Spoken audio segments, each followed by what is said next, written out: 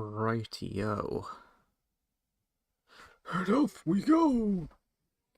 Welcome back, ladies and gentlemen, to Legend of Zelda, the Tears of the Kingdom. I don't really know where I was going with that. Right.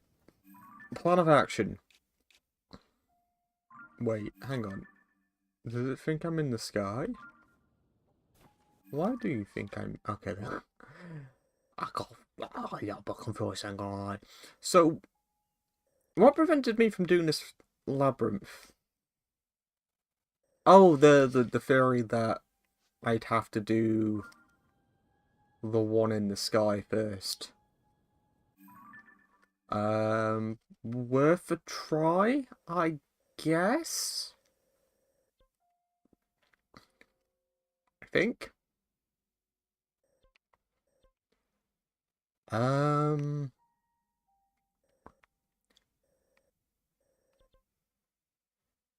Right, I'm a little bit mixed on what I want to do at this point. Because if we go to the Wind Temple and try jumping up from there, I have a feeling that's going to be a bit too far. But at the same time, I don't know if we're going to have the resources there to open it up. I'm drinking an energy drink.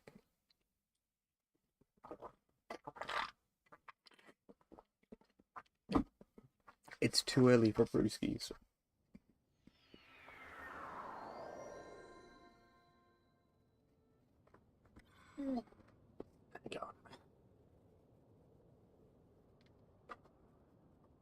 Just need to move some things.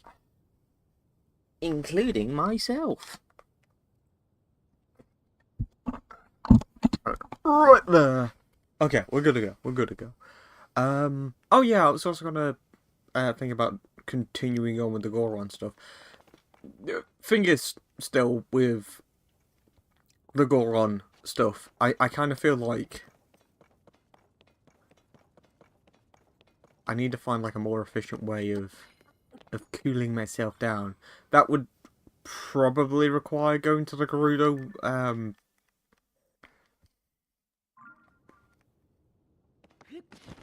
desert.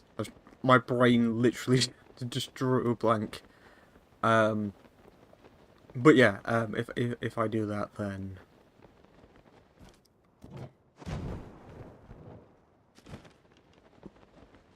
I can pick up some ingredients to make something cooling.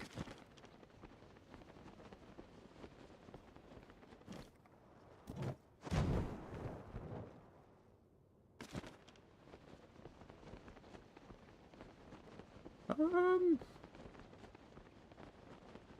gonna make that. I think I am.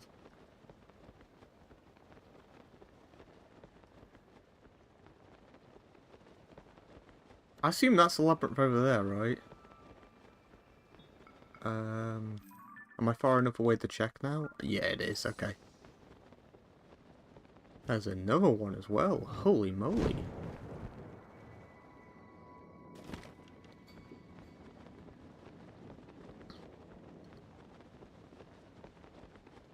Alright, here's the real moment of truth. Let's see if I can actually make it over there.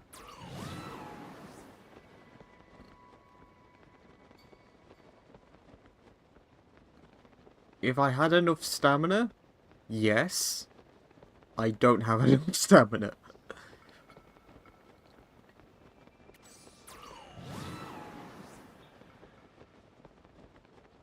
The temptation to try is still there, though. That's the entrance right there as well. Yeah, I'm not going to make that. But there does seem to be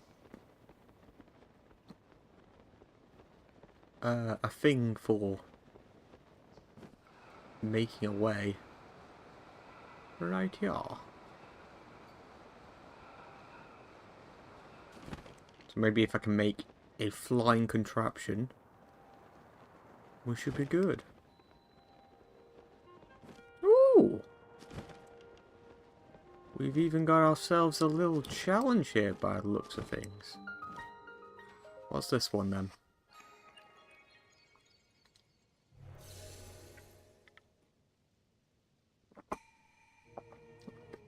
See the crystal connected to the beam. No threat at the shrine. Yep, we've done one of these before. Okay.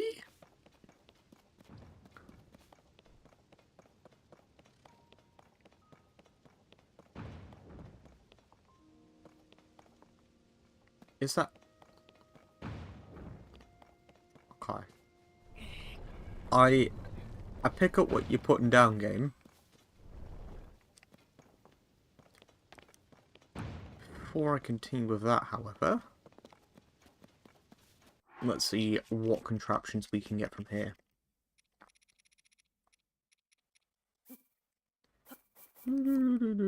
I still need to find out if my stuff has been, like, processed yet, because I have no idea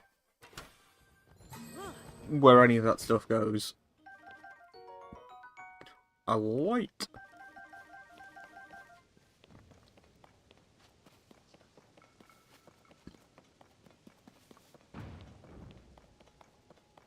Okay, well, here's hoping this works.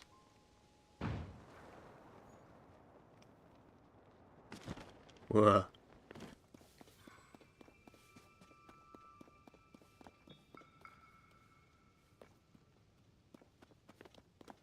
Is it pointing down? It is.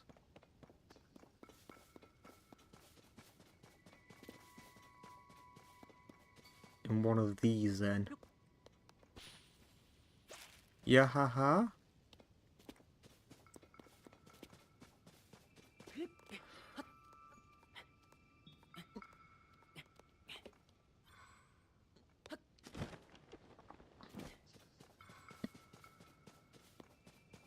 I'll say it.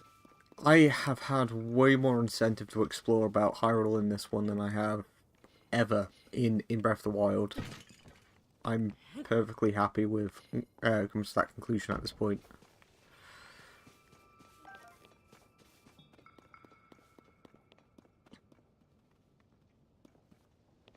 Okay, I am a little bit confused as to where I am meant to go.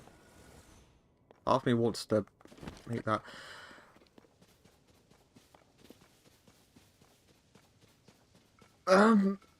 Okay, right.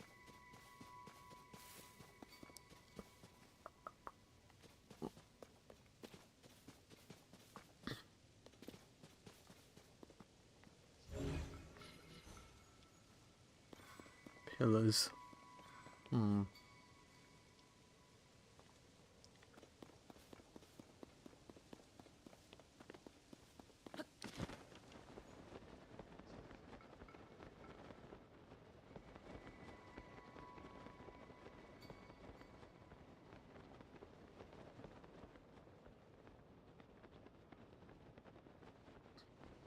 It's awkward, right? Because I kind of feel like that they're... Okay. I actually do have a plan. We shall see how this goes, I guess.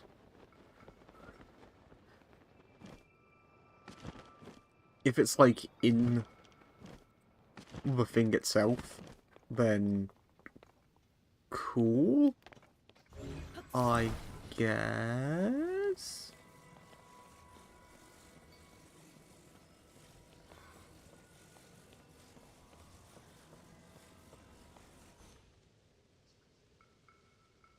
I sort of want to position it right under.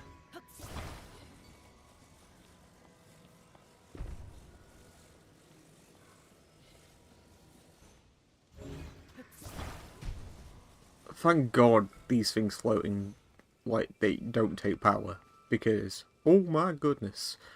Right. Am I going to have to slap a steering thing on it?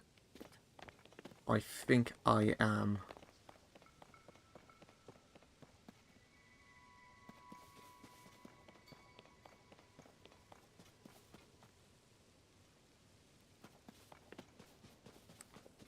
My current plan is to try and use Ascend game.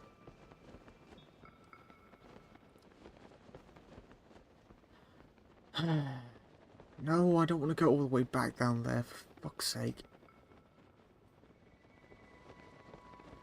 I can't even remember how I got all the way up here. Can I just teleport back to that? Good.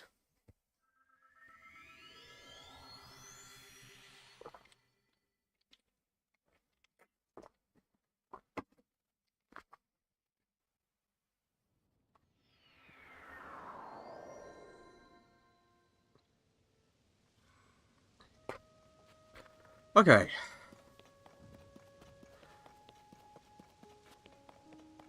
Yes, I'll be using this one then.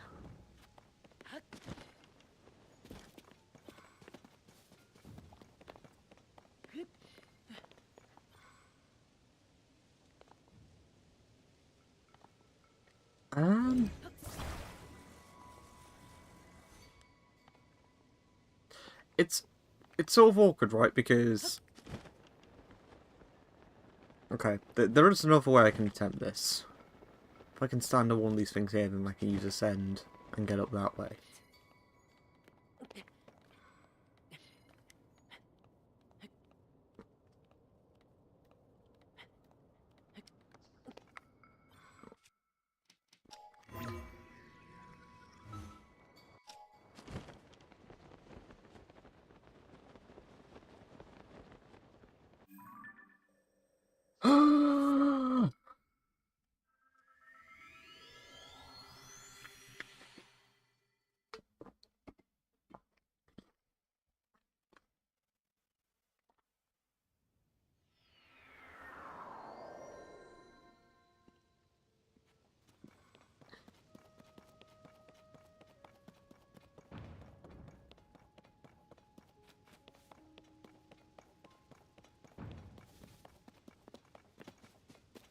See, a part of you would think that it had something to do with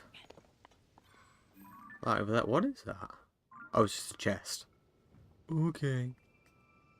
Right then.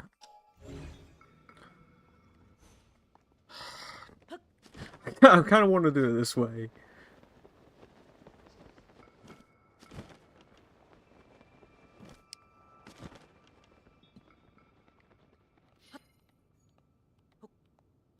Okay, I didn't really want to grab onto this specific bit, but we'll go with it. Okay, here we go. Here we go. Moment of truth.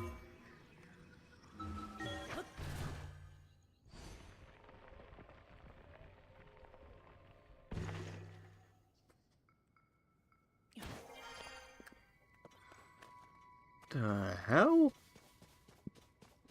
Oh, it was facing on that side, to be fair.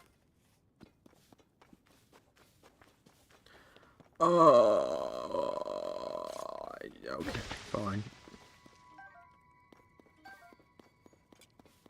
This is going to be an ordeal.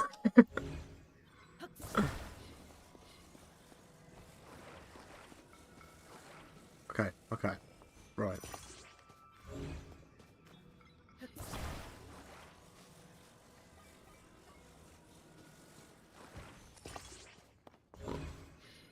Just drag this out over here.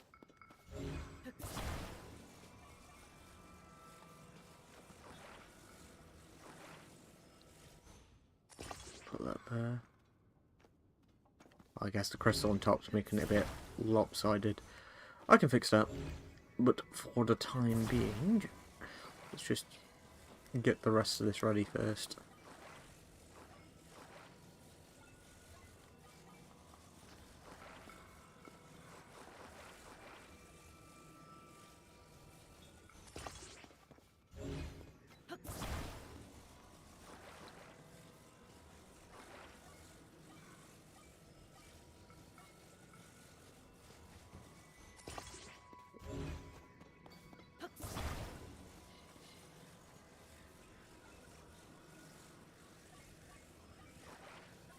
I don't know why I was spinning it like that.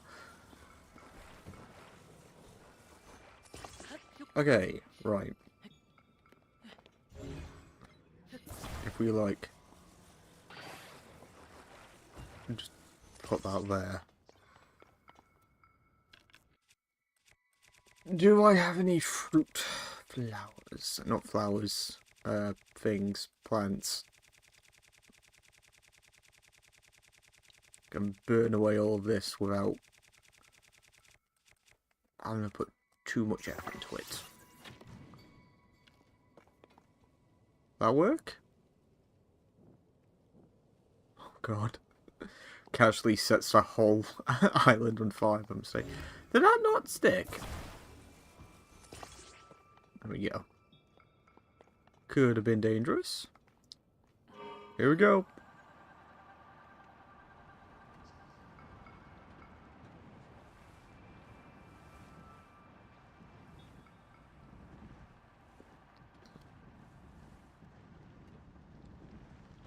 Onwards.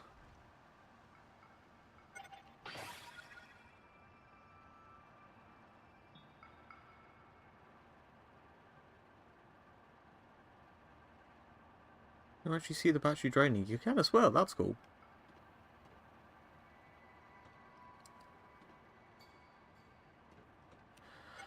We haven't actually figured out yet if these platforms, what's the term? Disintegrate? Vaporize? Like, we haven't figured out if they die after a certain amount of usage.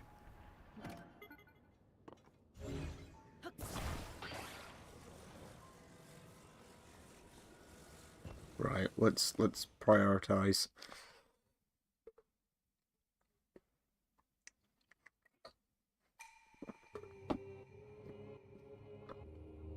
We can teleport to the shrine, but well, the crystal cannot. So that takes priority. I like that. That was all right. I was a little confused with where I was meant to go, but it worked.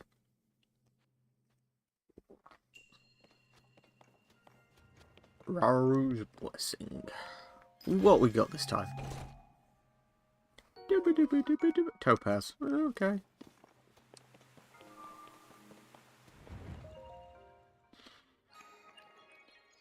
The reason why I'm so critical of the shrine rewards in particular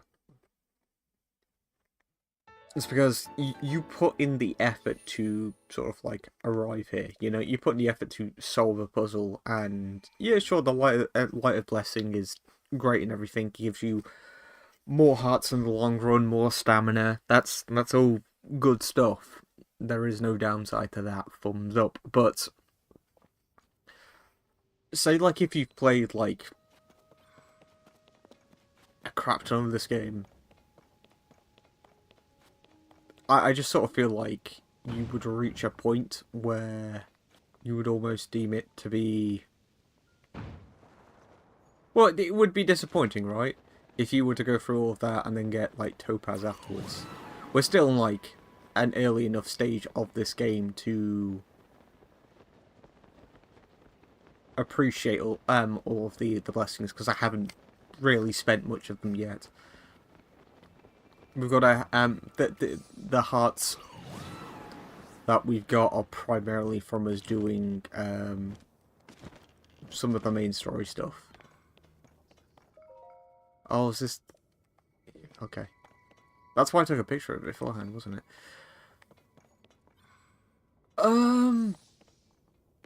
Poo. Big stinky poo. Okay, fine. Actually, can I make it to that sky tower? Because if I make it to the sky tower, then I can just hop over there. I mean, there's a much quicker way of doing it. But then I get a sky tower on top of everything else. And that sounds pretty beneficial. There's got to be a way to upgrade the equipment similar to how you could do so in the previous game, because I'm looking at things like this right now, these platforms, and I cannot think of a way where Ascend would be,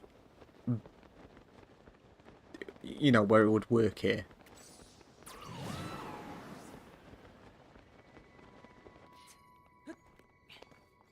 Because that's way too high up for me to use it. Unless he wants me to make a contraption, but if I'm going to make a contraption, why put these things here in the first place? There's got to be a way to utilize these to move up.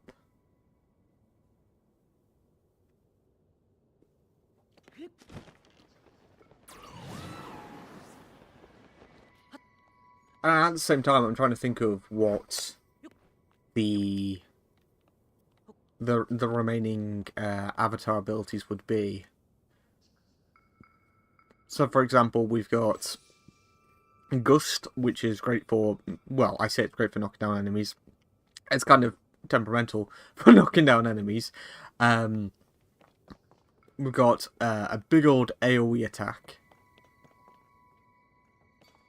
That's also electrified, so that can just decimate their equipment as well. So that's pretty cool. I'm guessing the Goron is going to be like brute strength, big old punchy.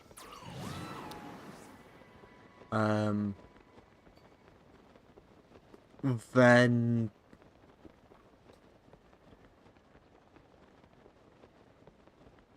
is he the I can't remember what they're called. The fourth faction. For some reason, I always forget what they're called. But it would be really weird if it was like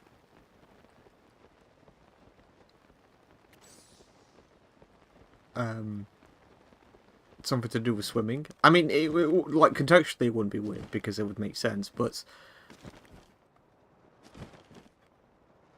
this is a game, especially this title, that puts a really big emphasis on traveling by sky. I don't know if there would ever be a scenario where I would utilize... Ooh, no, leg! Oh, don't fall into the abyss below. Yeah, I don't know if there would ever be a scenario where I would utilize an ability like that, to the point where it'd be worth it. However, considering we've got Gust that can move us forward pretty quickly, one would assume that one of these abilities might be to boost us up into the air. That was a really long-winded way of getting around to that point, but there we go, we made it together. Oh god, why did I do this? Quick! Oh, come on.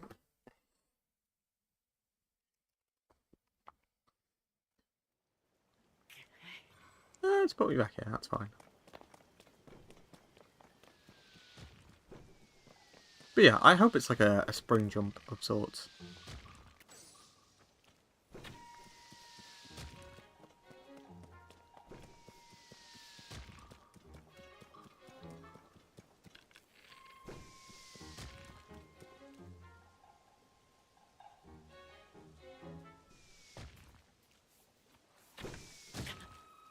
I shot you! The fuck? There we go.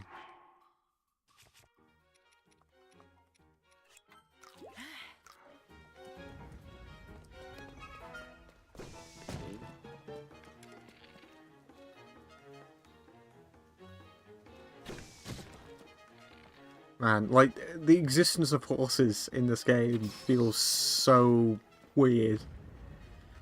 And the reason why I say that is because of this. You can build a vehicle now, and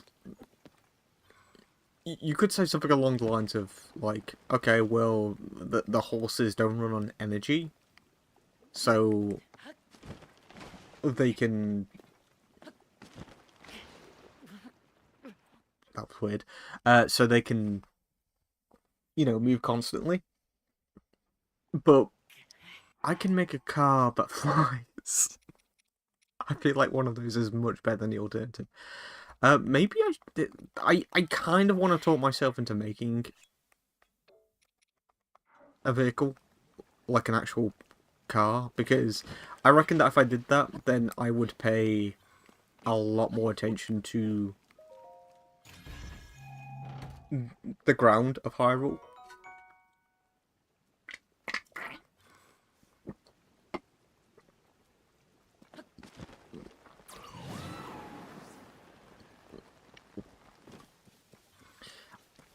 Unfortunately, I think it would still be very likely that my complaint about the surface of Hyrule being fairly lackluster in terms of exploration because of how quickly it is to bypass things, that ain't gonna go away. It's more to do with incentive, I guess is what I'm trying to say. It's sort of like...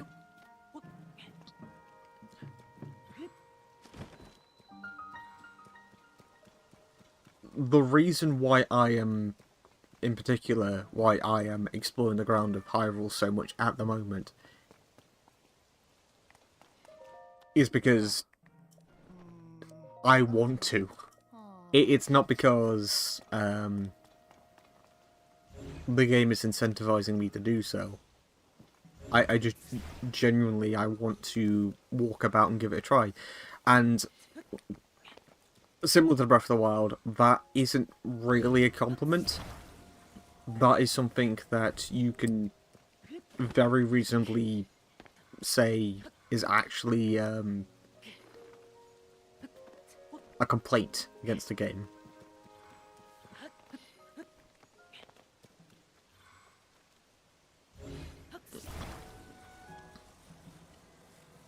Oh, I see what you want me to do. I think those rockets will actually get me all the way up. Game? This isn't the first time I've had this issue, actually.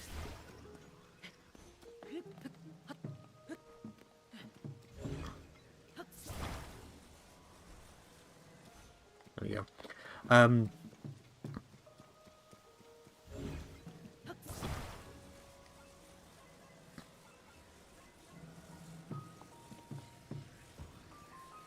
But yeah, like, overall, it's sort of weird. It's not weird. I think that I'm kind of disappointed that my complaints about Tears of the Kingdom are strikingly similar to Breath of the Wild, in the sense that it's not to do with the quality of the title overall. It's more to do with the game, like...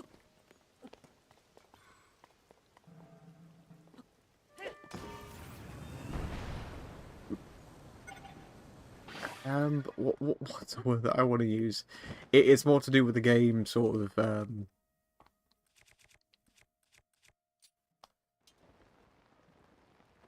working with the player to give them a reason to do some of these things. And I don't mean something like, oh, you know, the game is, giving me light blessings and that's a reason to do some of this stuff. In a few ways, yes, absolutely, that's a form of incentive, but at the exact same time, it's sort of like, okay, but how far does that go?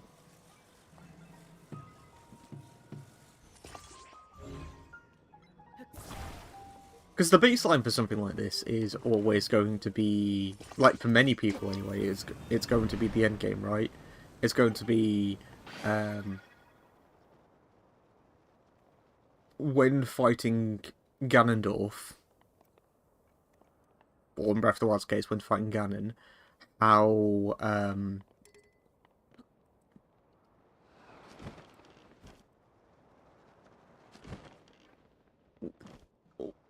far do you need to, like, how much of the game do you need to play, or how far do you need to go before you are prepared enough to tackle that challenge? And I know that in some ways it can sound sort of, I want to say unfair, but because that might be a subjective thing as well, right? Because you can't always dictate someone's playstyle when it comes to any game, for that matter. You can't...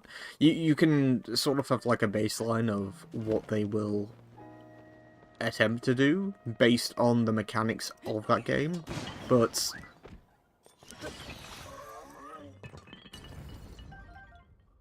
you can't take...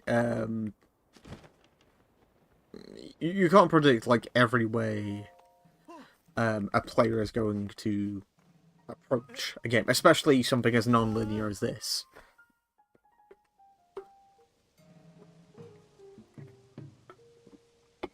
And we're at part 20 of this series at this point, and I'm going to continue to say what I've been saying since my A Link to the Past review. Non-linearity isn't strictly, by law and definition, a good thing. It is not a rule of measurement when it comes to quality. It just is.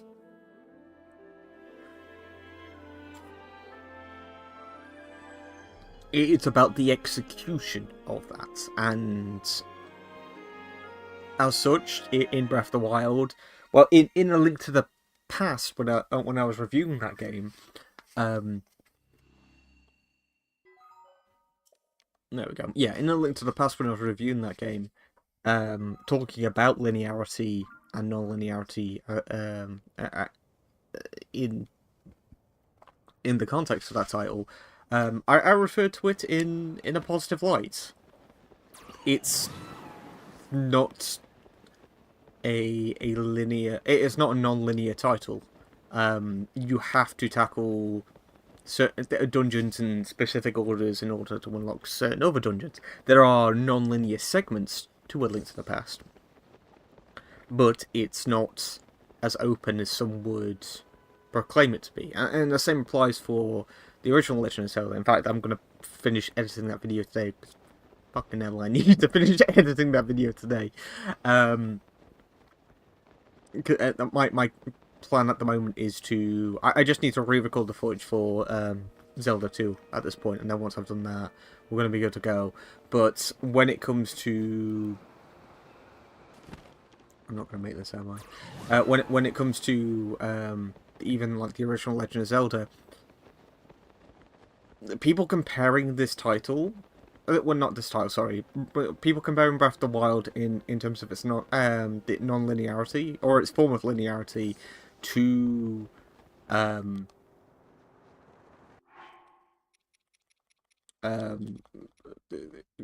comparing Breath of the Wild's form of linearity to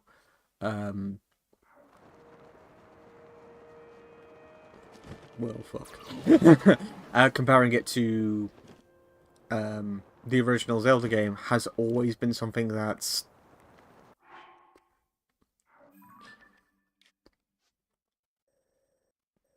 I'm not sure if confused me is the right term, but it's definitely not been something that I've agreed with, because even with the original Legend of Zelda, you still have to do things in a certain order in order to proceed it.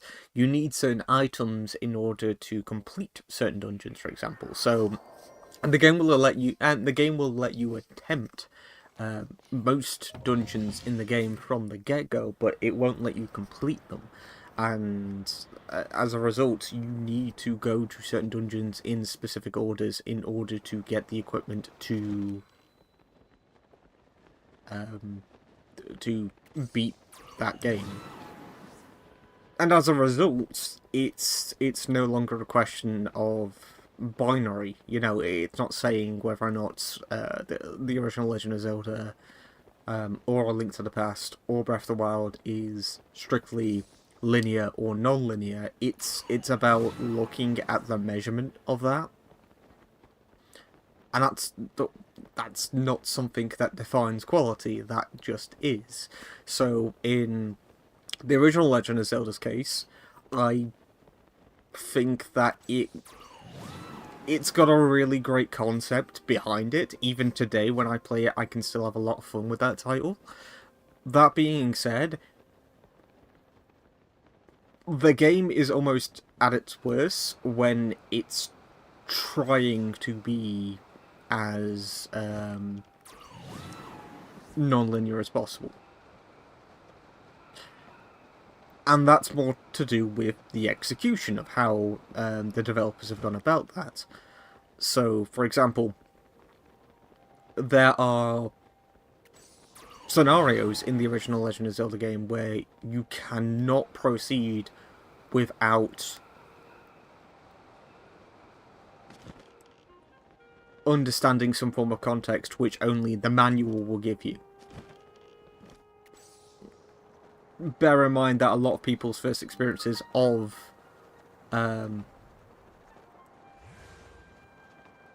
okay, game. A lot of people's first experiences of the original Legend of Zelda will be through the Nintendo Switch Online subscription. They're not going to have the manual to hand. You know, they're not even going to really know that they'll have to check a manual, and as a result, most people will experience Breath of the Wild, not Breath of the Wild, sorry, the original Legend of Zelda game for the first time by using a guide.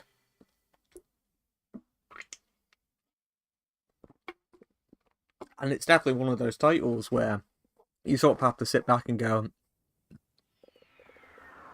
there is nothing wrong with using a guide for the original Legend of Zelda game, because I'd be really surprised if you played The Legend of Zelda for the first time in the year 2023 and you managed to get through it without using a guide. Considering, once again, how vital the manual was for the title when it came out.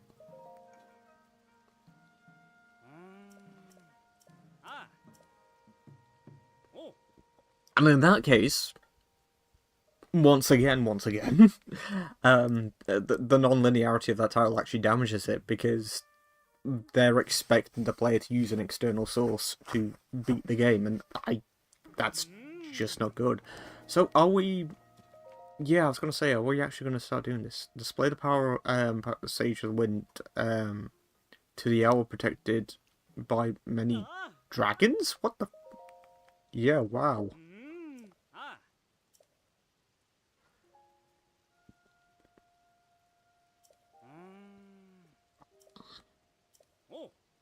Okay.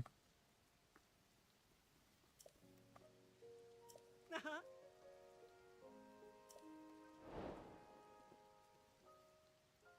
don't know if you heard that. My stomach made such a weird sound. I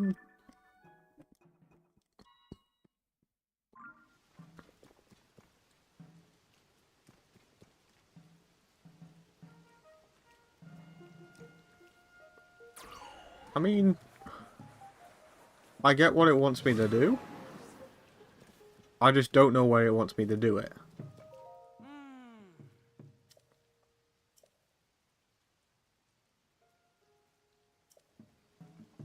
Okay, I guess I will have a look about. But before I do that, let's cook up some grub, because I really need to remember to do that.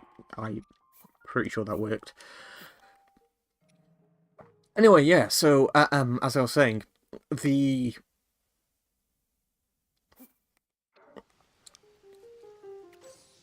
didn't work. What? Why didn't that work? I set it on fire, though. That should have absolutely worked. What? Do I have to do it quickly? Is that... No, it is... okay. We could use our ruby rod, I guess. So no, that should be close enough. Oh, I don't want to hurt him.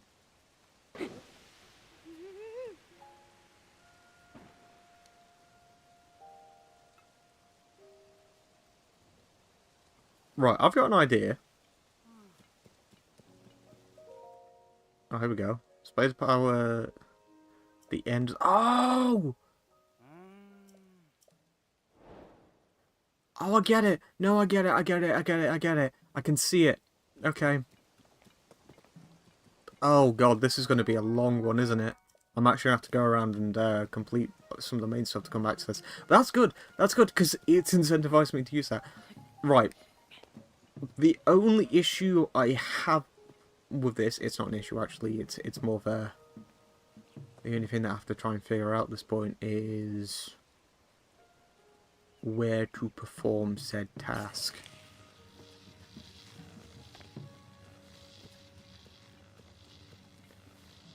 So I'm assuming that this is the long dragon because it's like whole.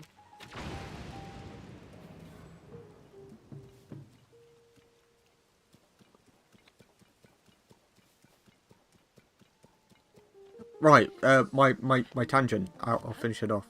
So, yeah, the whole thing about the original Zelda game using non-linearity to a fault. It's one of the reasons why when I play Breath of the Wild,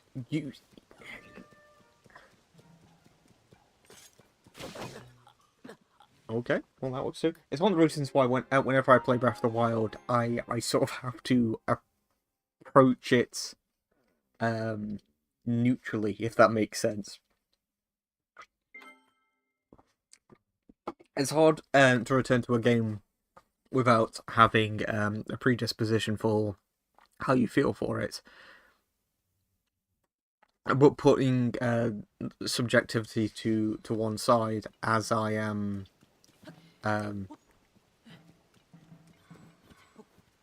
as I'm trying out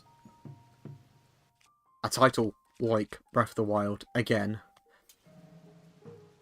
it often makes the experience refreshing. I wouldn't necessarily say that it downright improves the game, but if I try to sort of let myself feel my way around that game, if that makes sense, rather than...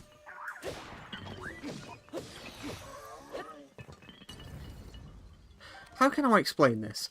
It's like the intro to Breath of the Wild, right?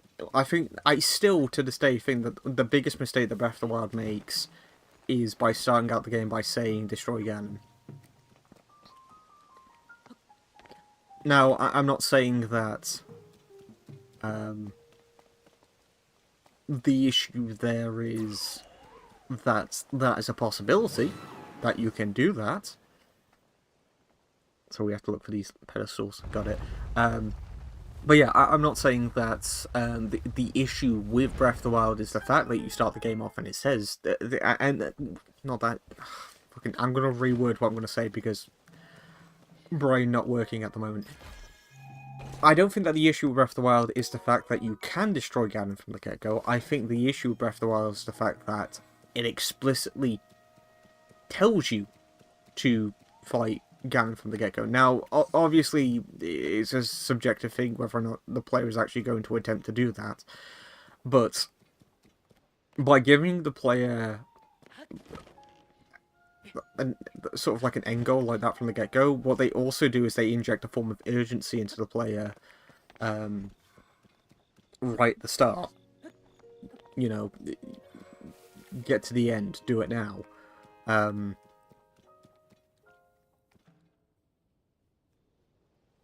And with Breath of the Wild in particular, I'm really not a fan of that.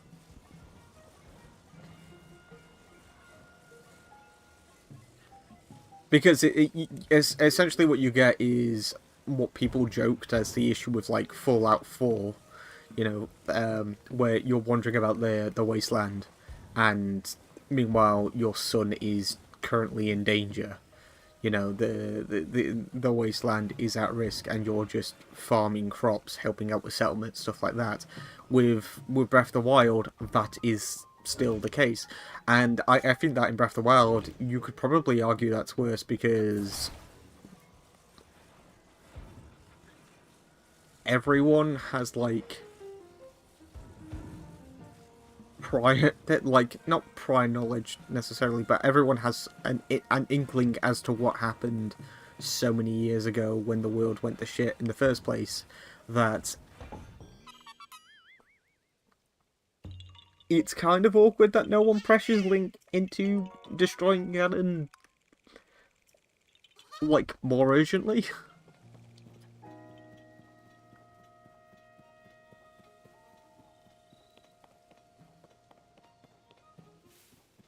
This is one of the reasons why, when I actually get around to making my review on Breath of the Wild and Tears of the Kingdom, it's going to be so... it's going to be a really long video, essentially. I announced on my socials yesterday that I'm doing a massive review on a series of television, which is something that I haven't done in a video format before. But the result of me doing that is almost prepping me in a way for doing more long-form content, or releasing more long-form content, so I'm looking forward to doing something like that, but there is so much to talk about when it comes to Breath of the Wild and Tears of the Kingdom. And it's one of the reasons why I can have like an endless amount of things to chat about when I'm making these streams at the moment. Oh god, this is a strong boy, isn't it? I should probably use the Master Sword on this dude. I'm still wondering how long the end of this is going to last. A mighty construct bow, don't mind if I do. And one of the things that I could talk about as well, in terms of how this game is affected narratively, in a really awkward way, is that because Link is a name. I mean, I could go on like till the end of time talking about how naming Link in this title in particular, in this title and in Breath of the Wild in particular, was a massive mistake, because now that you've given him a name, you've also implied a certain, like, you've implied characteristics surrounding him. There's almost like this invisible, like, unspoken rule about unnamed protagonists, where you've almost got this sense of freedom to assume that the player is imposing themselves upon the character you're playing as. And the result of that is you can get away with a lot more, because instead of the emotional investment of the title being from who you're playing as, and the emotional investment is the player's experience with the title and the world itself. Once again, if we're going to refer to something like the Fallout titles, even the original Fallout titles, for example, because you were playing as your own character, the investment the player has in the world isn't directed through the player's character, it's directed through the player themselves. Whereas something like this, when you name and you specifically state that the character of Link is a character within this world, we now have this issue where, okay, well, if I'm going to try and see the world through Link's eyes, I need to understand who Link is, and almost sort of like what his not really what his opinion is on this iteration of Hyrule is, but to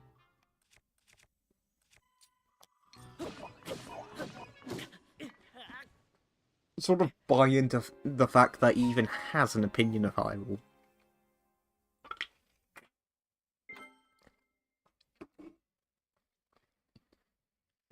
I mean, we're now at a point with this title, especially with Tears of the Kingdom, where it has been so long and Link hasn't said a single word besides from yeah.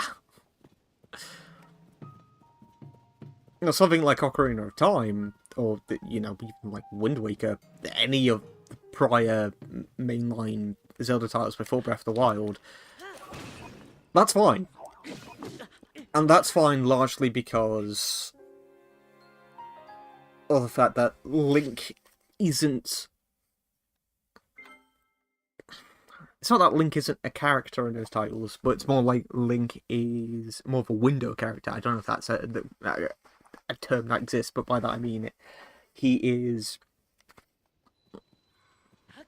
more purposefully a blank slate, and him not having a name and us being allowed to import our name onto this blank slate does a lot for our investment.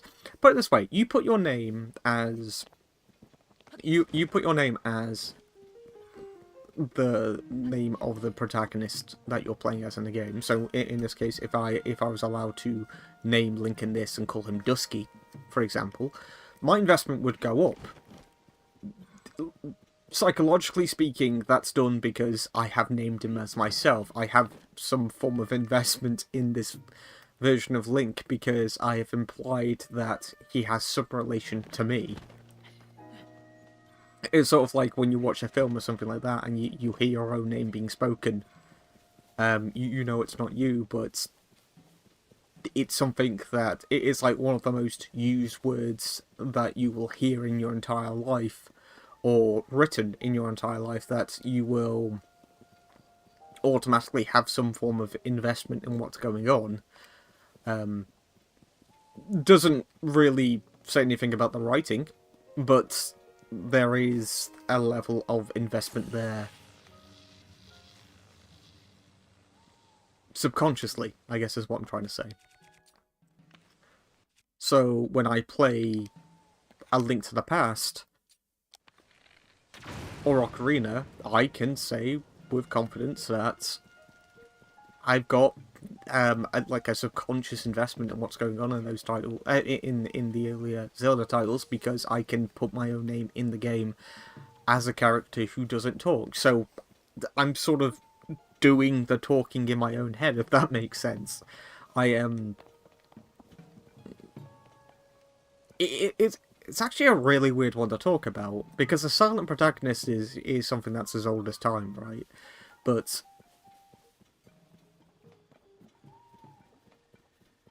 the relatability with the silent protagonist, and in a way where you can put your name and attach it to that character in order to impose yourself upon that character, it sort of works because you verbally cannot talk to the game or its characters.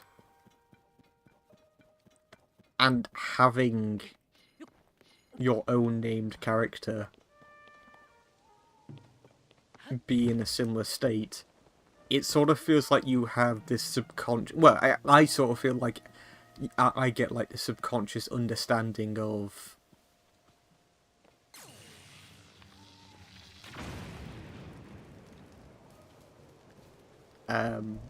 who I'm playing as more. You know, it's way easier to sort of relate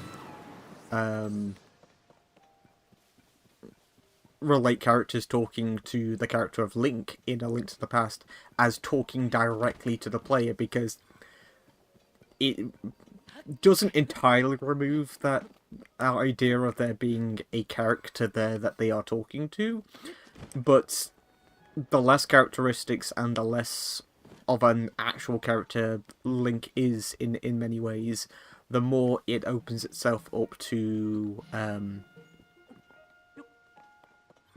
the player being talked to directly. So, once again, Fallout, most Bethesda games for that matter, when it comes to you playing as your own character in the apocalypse, or in Elder Scrolls as you're going throughout Tamriel, when it comes to those titles, it always feels like that you're being spoken to directly. And you could also argue that a lot of that is to do with like perspective theory, the idea that because the game is first person, you are naturally more immersed, but you also have to bear in mind that everything that I'm saying at the moment is also highly subjective. There's every opportunity that if you're going to be playing a game where you're not playing as a named character, and characters are speaking through the character to you, you could feel less immersed as a result. It could feel more artificial. These are all things that are entirely possible when it comes to this, but you would like to think that the implication is that by having a silent protagonist that you can impose your name onto, with the implication that characters will be talking to you directly, you would have more investment in the world, or that you would have a stronger level of immersion in what's going on. That was a long ramble. I completely acknowledge that, but I love talking about things like this. And with a title like Breath of the Wild and Tears of the Kingdom, having Link being named for the first time in a mainline Zelda game is beyond awkward. Because I don't feel like that I'm actually, like, subconsciously speaking, and once again, on a subjective level, I've never really felt like in Breath of the Wild, or even when I've been playing this game, that I've been playing as my own variant of Link. Like a version of Link that's sort of...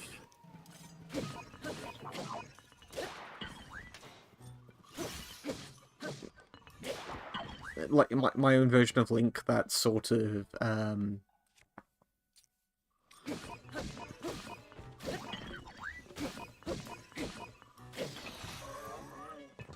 well, my own version of Link. I've never felt that connection with this character.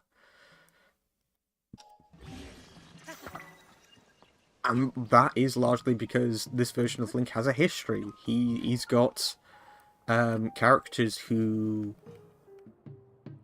reference what he's done in the past. He is named.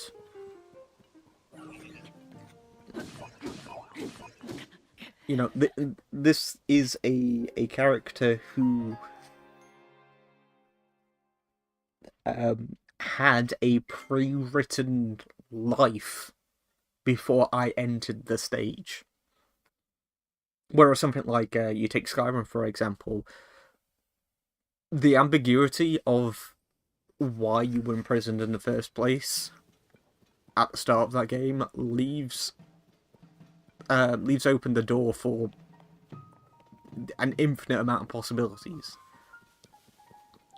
Granted, like, dialogue-wise, you're limited to what the dialogue trees allow you to say, but because things are so open, the player is doing so much of the work when it comes to investing themselves into that character, because that character is, for all intents and purposes, a blank slate.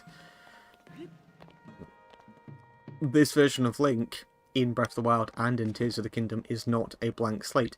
And the interesting thing to talk about when it comes to that, in particular, especially when I make my video on Wind Waker and Twilight Princess and Skyward Sword especially, I feel like that people often forget how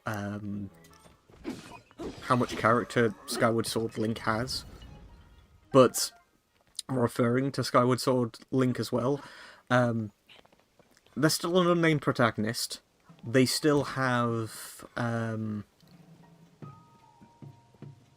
yeah, they're still an unnamed protagonist. Their backgrounds are largely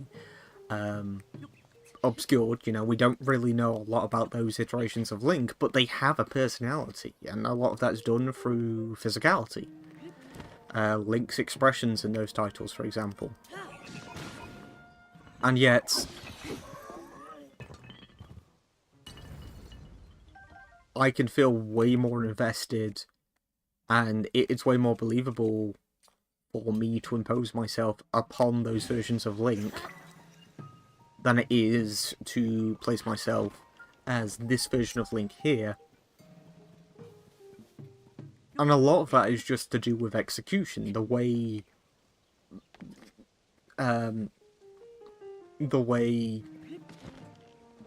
both Link and the world react to each other.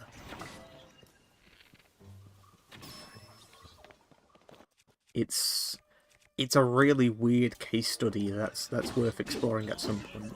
You know, why can a more expressive and personality-driven Link um, somehow be easier to impose yourself upon than a Link who literally has no personality.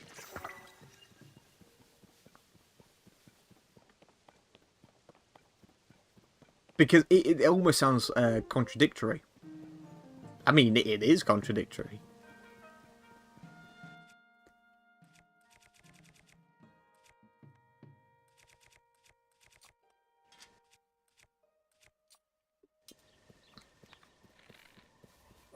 I suppose another way of looking at that is... Oh, shit. Another way of looking at that is... I don't know why I'm just running around killing these things. I'm just having fun talking, to be fair. Another way of looking at that is...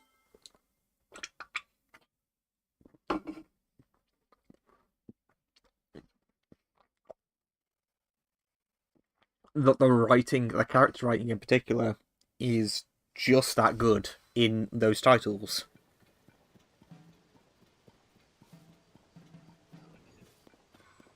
Almost having a non-linear narrative, forcing you to go from point A to B throughout the game, throughout those games,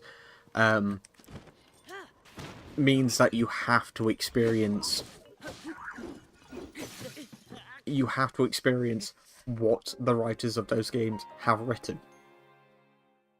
And if it's good, you are going to have a better experience overall for consuming that, if that makes sense. Whereas, with this game,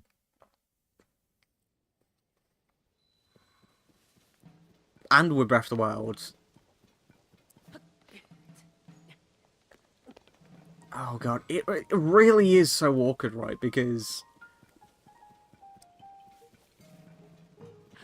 you don't want to say something like Breath of the Wild and Tears of the Kingdom's iterations of Hyrule feel lifeless, but they feel more, because they are attempting to be more sandboxy by nature, it does feel more artificial as a result.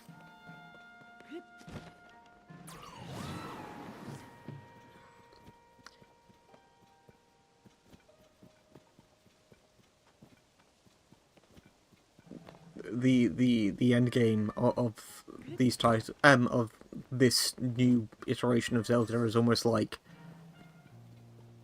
it's less about why you're doing something and more about the enjoyment of just doing it.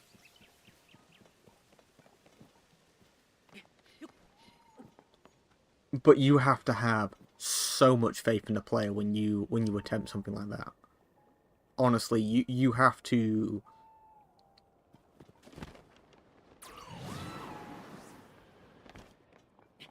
There's almost like this unspoken rule of assumption at the developer's end where they have to assume that their game mechanically is just going to be that good, that the player isn't going to care about why they're doing things, or rather that it's okay for the player not to care about why they're doing things, and more so that it's fine for the player to just enjoy the act of doing it. And if we were to talk about something like that, we are going back in time to, like, a lot of classic titles. You know, we could start bringing up things like Tetris, for example. The fact that you don't know why you're doing what you're doing in Tetris, there's no contextual reason for it, and you're not even given an incentive for doing anything in Tetris other than points. But the act of playing Tetris is, mechanically speaking, just that good.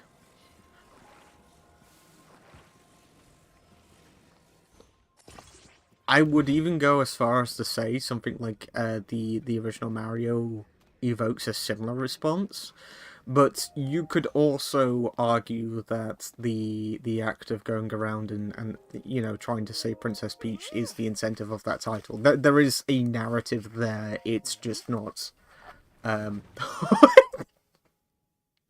there is a narrative to be had with the original Mario game. It's just not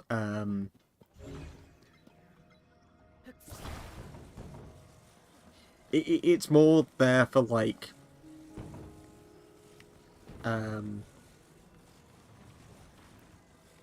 set dressing than anything else.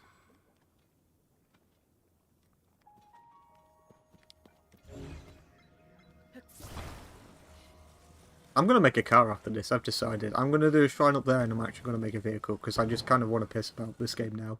I'm at the point now where my investment in the actual narrative itself is just, it's nearly completely died.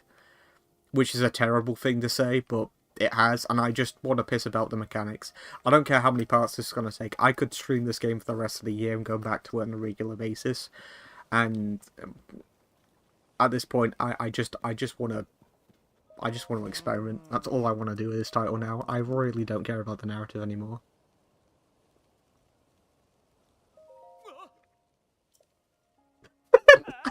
It's taken me 20 parts. It's taken me 20 long parts of this series at this point. You know, like 2 to 3, sometimes 4 hours each of these streams where I've just gone through this game bit by bit, going, okay, you know, I'm somewhat intrigued with where this narrative is going, and I have experienced. I'd probably say more than half of this game's story at this point, and I have no issue with saying that the writing at this point in time, from what I have experienced, has been terrible. And my investment in said narrative has died. I just...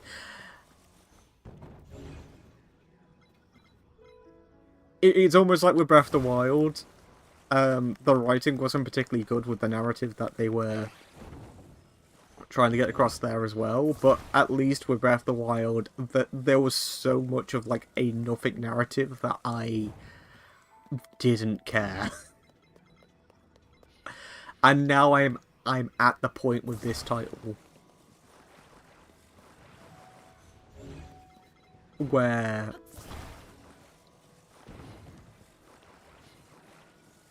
like, I didn't think it would turn out this way for me, right? I didn't think that I would get to the point with this game because even with Breath of the Wild, I still felt some form of responsibility for getting to the end of that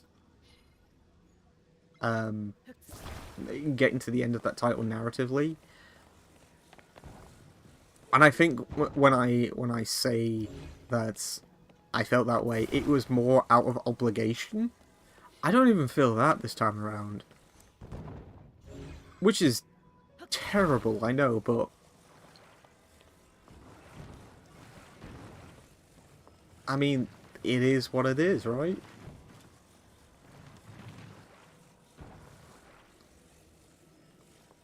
I'm just sort of fine with not really getting to the end of this game now. I mean, I will do.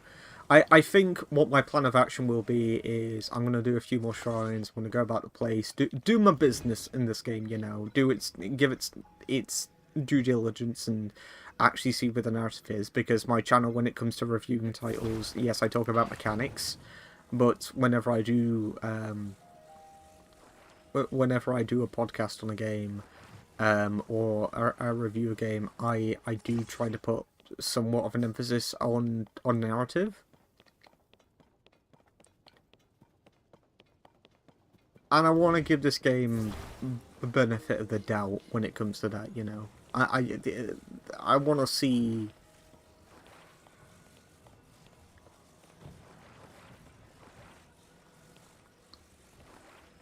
I want to see this through so that way I can actually talk about the story of this.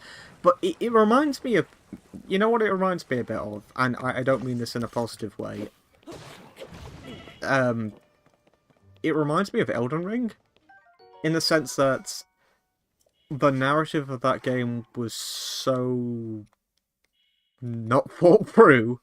Hang on, I need the loo. I'll finish my thought in a second. I'll be right back. God, that came out of nowhere.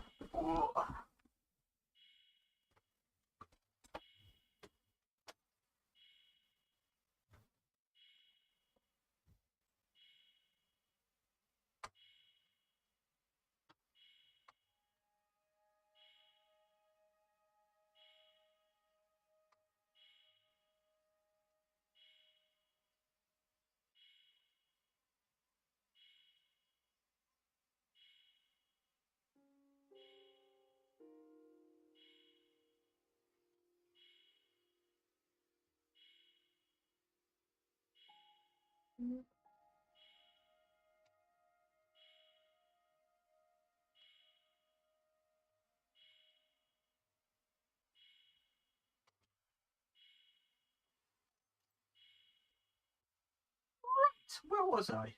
Oh, I'm gonna take my belt off actually. My body's weird. I've got like a thin waist, but long legs. Anyway, yeah. So what was I saying? I actually can't quite remember. Oh yeah, I was talking about the writing and the narrative gist of this title. Um, yeah. So I think that.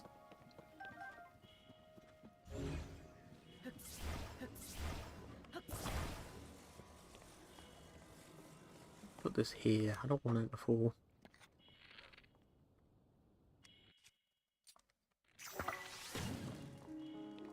Yay! I was actually gonna try and cook something, but I don't have the equipment to do that. Did I talk to him for a reward, or did you just bail on me? Did he? Hang on, maybe he did. He did. I just wasn't paying attention. Sure, why not? I don't even know why I made a fire.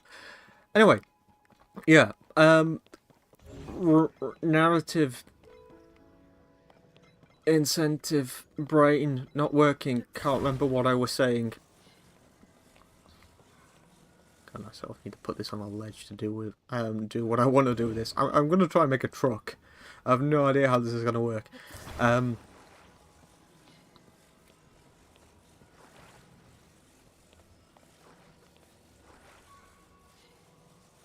I generally can't remember what I was going to say. I'm making sort of like a staircase to get up to it. I'll do, I guess.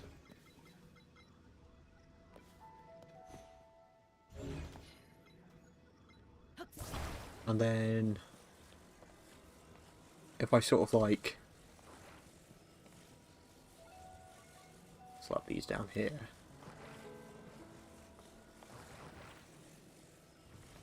I kind of want to put it in the middle, don't I? What can I do to hold this up? Can I put it on this? Can I attach it to that for a second? Actually, if I do that... Okay, yeah, that'll hold. What was I... Yeah, genuinely, what was I going to say? I can't remember.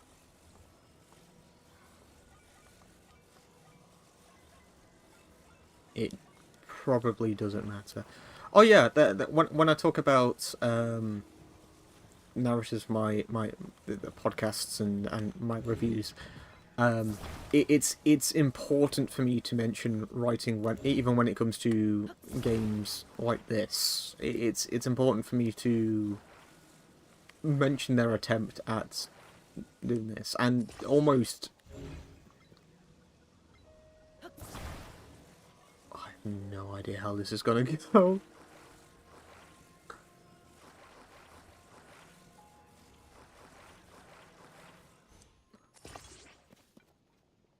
On the inside? Yeah, maybe.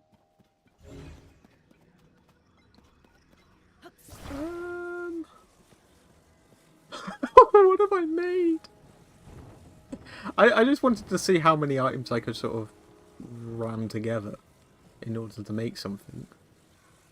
Oh god, this is going to be so awkward. Actually, I can just put it on the side now, can't I? I can do that and then just...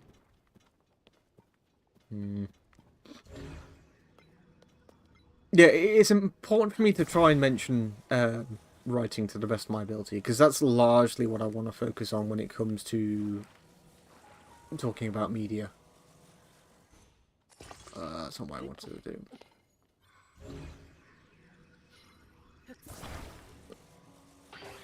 It's sort of like the developers have put the effort into making a narrative, so I'm going to do my best to mention said narrative. Doesn't mean... I don't know. I really don't know where I was going with any of this, I ain't gonna lie. That's really bad of me, I know. I want to do this the other way, don't I? So if I do that...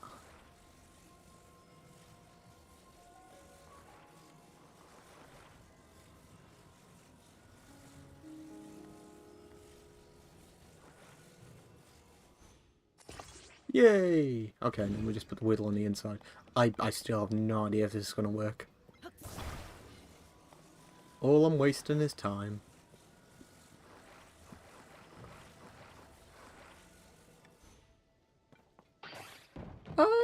Yeah, I was going to say that's not what... No! No! Oh, fine. Are we two-wheeling it? I don't think it's going to hold if I do that, but... Sure, why not?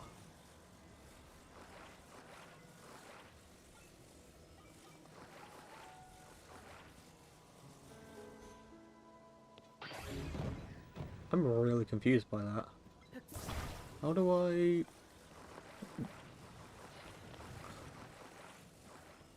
Oh, I don't know why they... I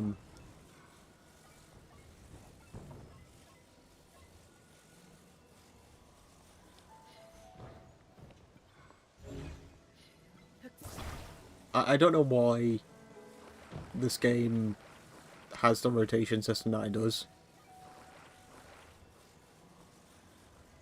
I don't think these wheels are going to work. Yeah, I think that's too heavy on one side, isn't it? I mean, I could use... that's an idea. I could use a rock to sort of balance it out. I need to put it on flat ground for this to work though, don't I? If I put that there... And then I...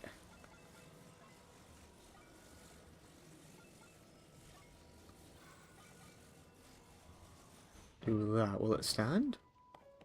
I still need more counterweights.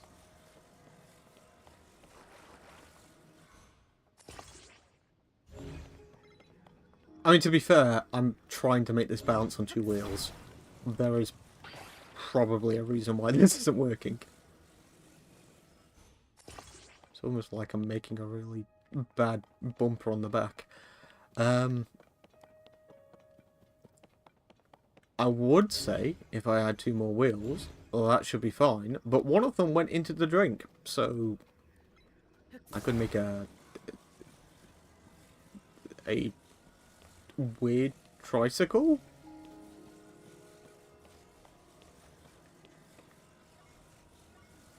I mean, it could be like putting a spare wheel on the back, I suppose. Actually, no, you know what? We can... I can make the stand. If I take one of these... I'll put it up this way.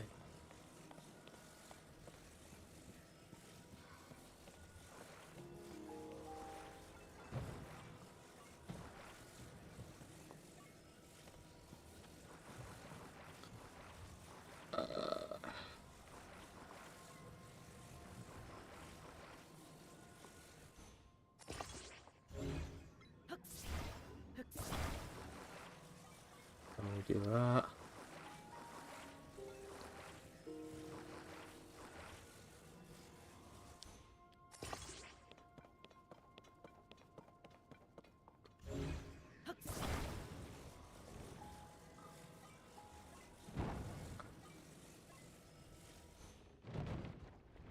Is it the hill it's on?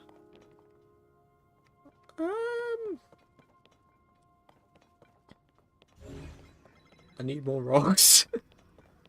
This is what I've decided. What? No.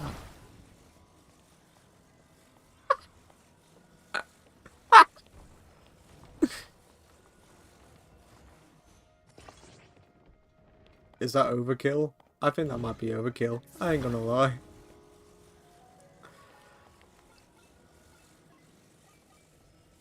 I really just need to put this on flat ground. It's too lopsided. Okay, maybe if I get rid of the front. And then we get rid of the giant ash rock.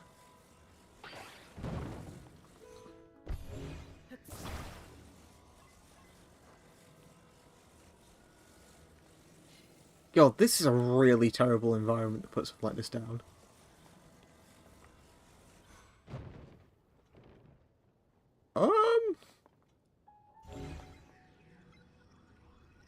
Okay. Now, I put the steps here in order to make it look aesthetically pleasing, but if we get rid of them, and if I were to use these as maybe like weights on the front, we'll say it's a bumper. That's what we'll do. Like that.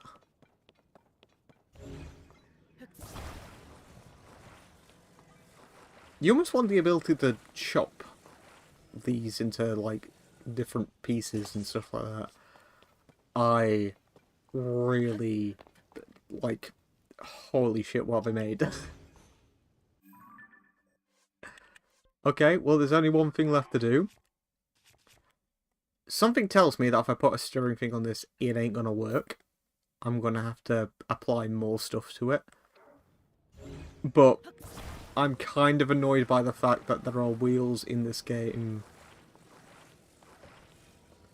that don't want to be wheels.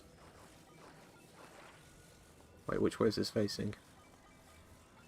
There we go. Oh, fuck it. Let's... Oh, don't do that. Let's hop on board. Let's hop on board. There we go. It's from one side. Oh, to be fair, it's like a car, isn't it? Let's go! These wheels aren't going to spin, are they?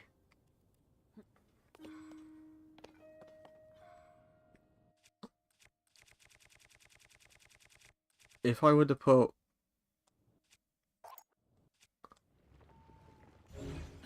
a fan on it...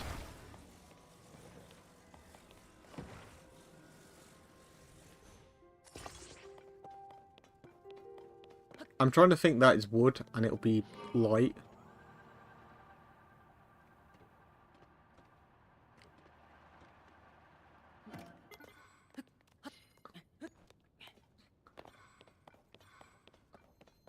It's not caught on anything.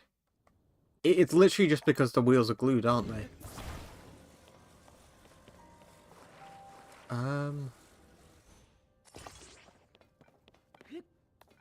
Right, this is getting a little weird now. I mean...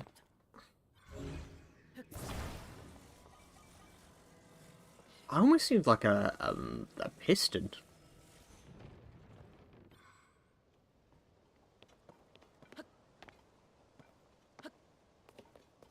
I'm not too worried about this.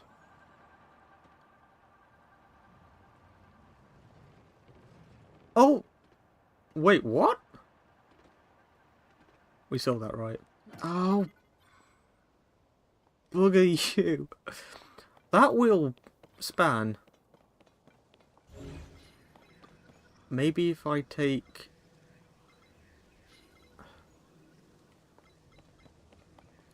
God, weight distribution is a real issue. We've had so many blood moons in this game. It's kind of ridiculous.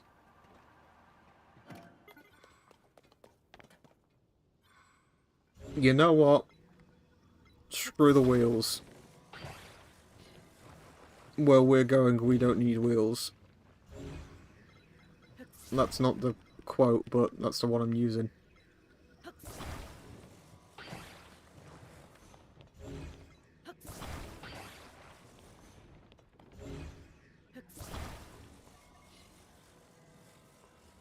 I really want to suspend this in there. I mean, that'll do.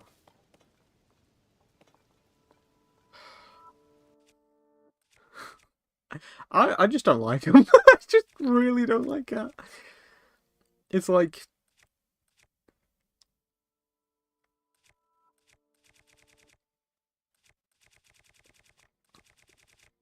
It makes me sigh more than anything else.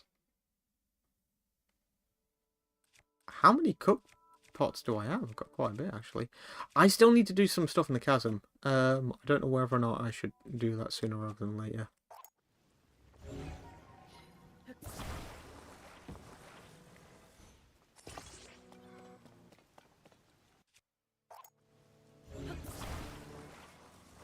god. Remember when the blood moons in Breath of the Wild was so rare and far between that when the glow of the blood-stained moon shines. when one happened, it felt like a major occasion.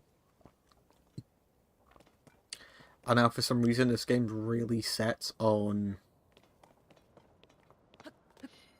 just throwing as many blood moons at the player as it possibly can.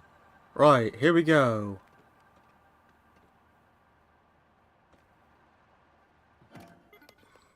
Maybe I need to get in the air first.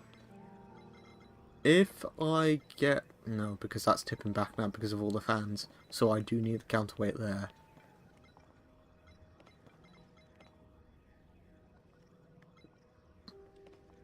More fans? I really don't know at this point.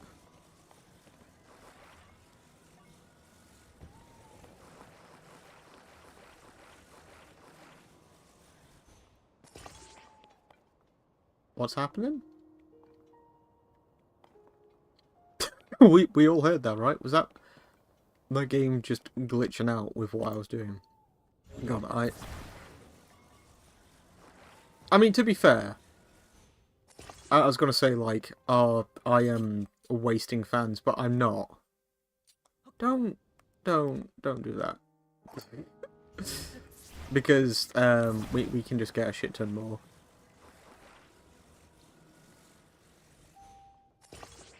It's almost like, I wish that the game incentivized, so it's pretty good at teaching the player how to use some of these things, but are we flying? Are we gonna do it? Do I need the boost? Is that it? I need something to, like, set me off into the air beforehand. Because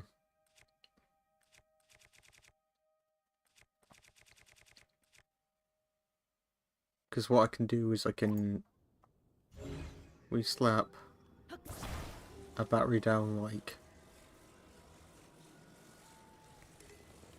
I can't attach any... What? The game gives you a limit? Really?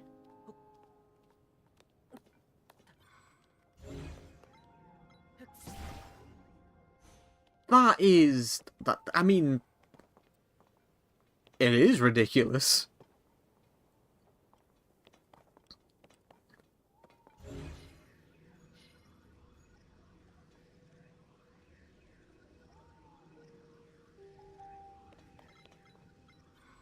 I'm almost like, okay, what shall I remove? If I get rid of that...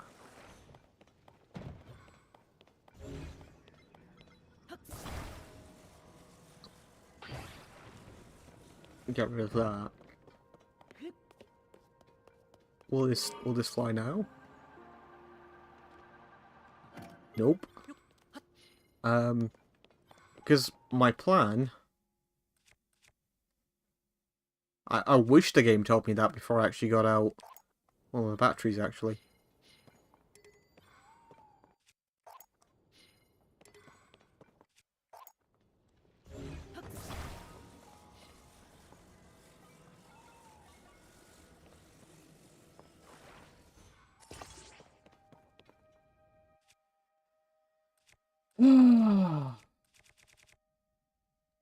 That's just annoying.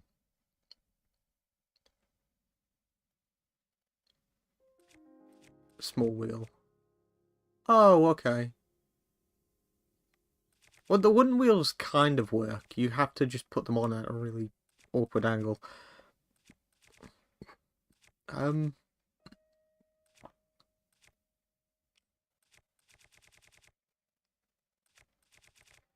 a beam emitter. I thought I would have had some of those fire things. That's fine. There's an alternative here, which I can definitely do. Put that on there. And then if I were to get out Beamy Boy here, there should be enough heat to... That's not Beamy Boy. That's Beamy Boy. Should be enough heat to raise it, I think. Right? Right?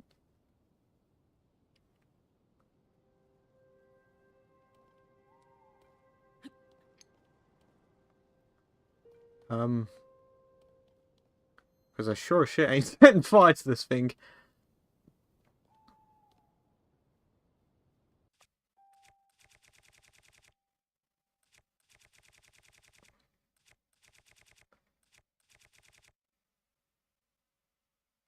I mean, I could, like... Really?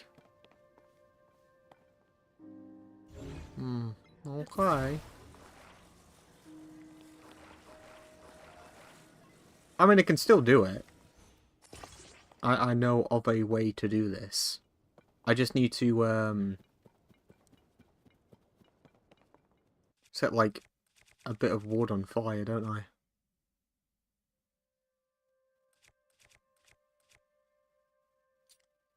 So if I do that, and I just get out some flint. How much flint do I have, actually? Because I've been doing some spelunking.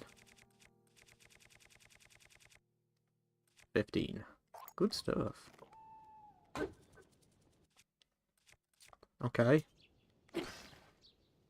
Okay, not what I wanted to do.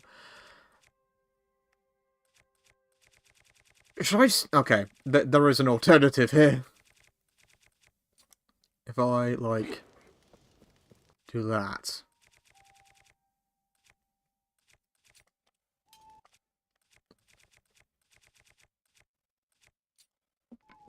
And then do that.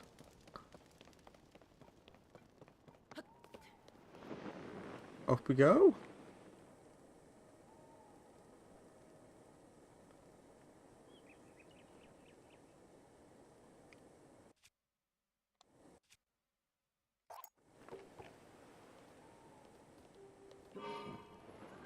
Here we go. I'm gonna load a save real quick. I'm just gonna go to the shrine. I thought I generally had a good idea there, but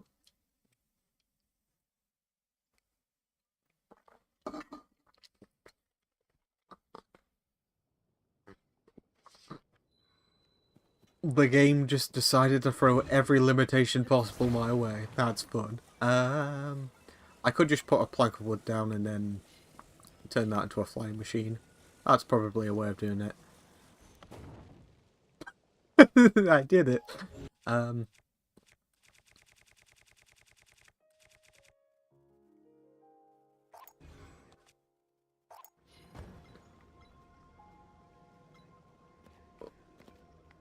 Keeping it simple, I suppose.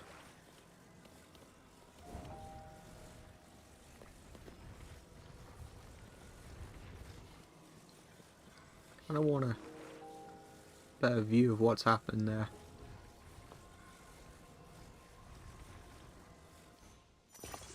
That work? No.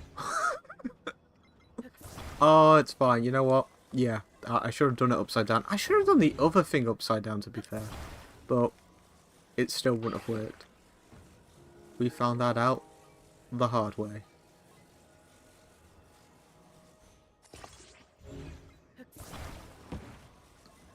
I need nothing other than my 2 fans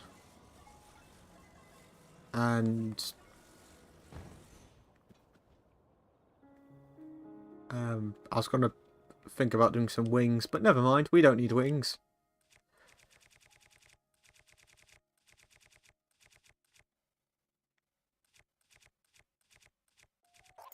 No, that's not what I wanted. I'm still annoyed that I can't put things back into capsules.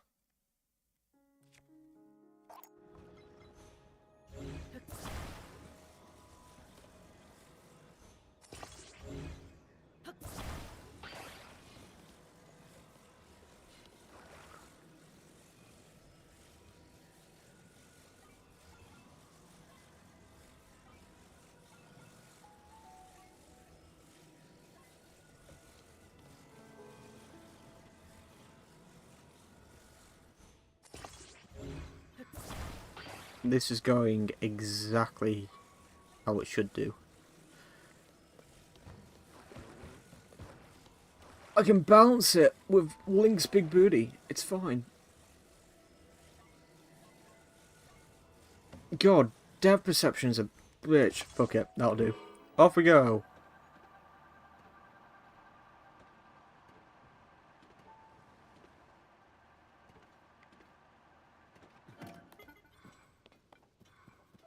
Can't be.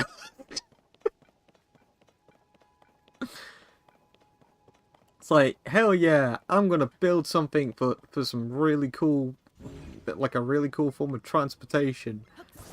And then I try and the game's just like, physics don't work that way, Dumbo. Okay, I'll try it this way then. You can't put that many items on this, Dumbo. Rude, but okay, I'll try it this way then.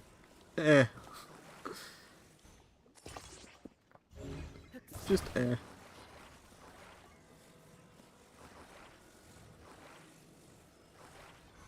Yeah, it's like, look, I'm making the most basic form of vehicle at this point, because if I add anything to this, the game's just gonna be like, the fuck do you want from me?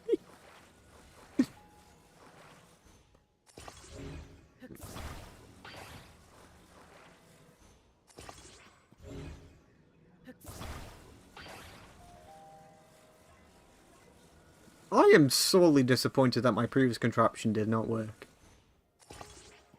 Like, the trailer for this game showcased, like, mechs and stuff, and I was like, okay, this is going to be really cool, I can't wait to get around to doing something like that. And look at this. This is what I'm left with.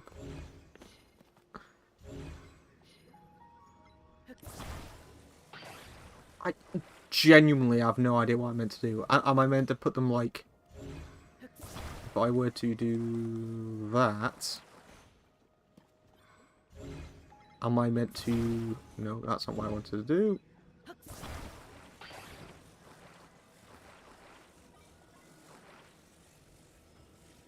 Because I'm trying to figure out how I got one of the wheels spinning last time. There's going to be a shrine out there somewhere with a tutorial on this. I do like the fact that the shrines give you a tutorial on how to use this stuff. I am still annoyed that these tutorials are sort of like spaced out the way they are.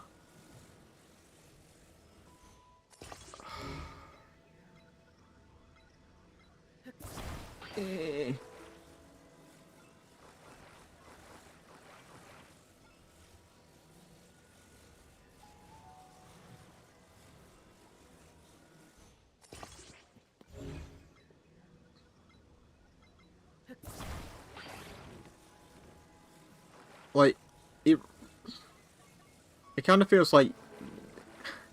I get on the one hand this game is trying to be experimental with its mechanics, which I appreciate. But...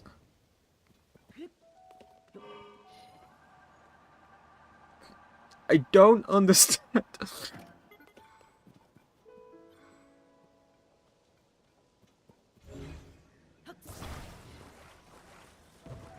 I actually, genuinely, I don't understand how wheels are meant to work in this game.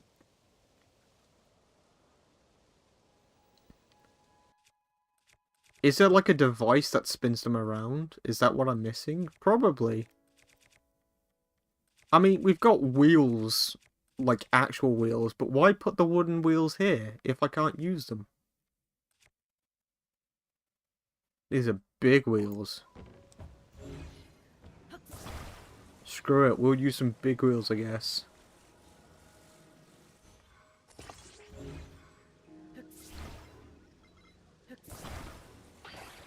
Get rid of these baby wheels.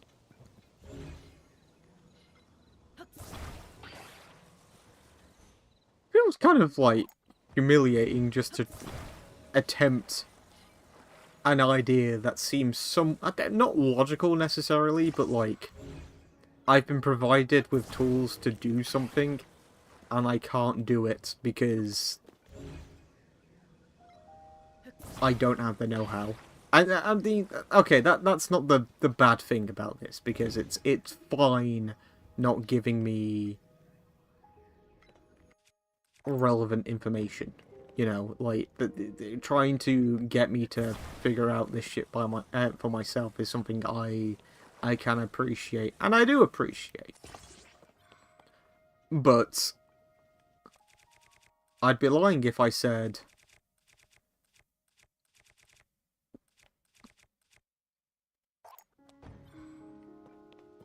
that a part of me is... This is the non-linearity factor once again. The concept, the idea that because it's non-linear, you can't account for the player not finding...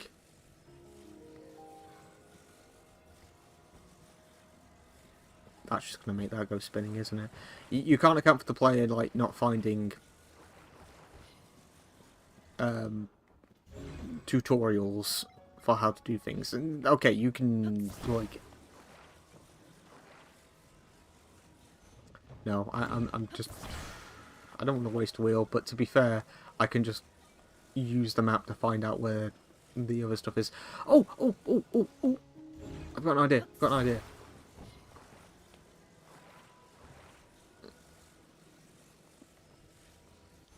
I mean... Oh. You know what? I wasn't going to do it this way, but fine. It's going to be really awkward, but if it works, you know? Who am I to judge?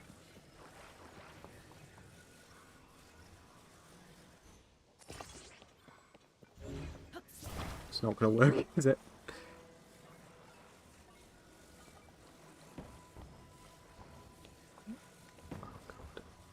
Right, okay.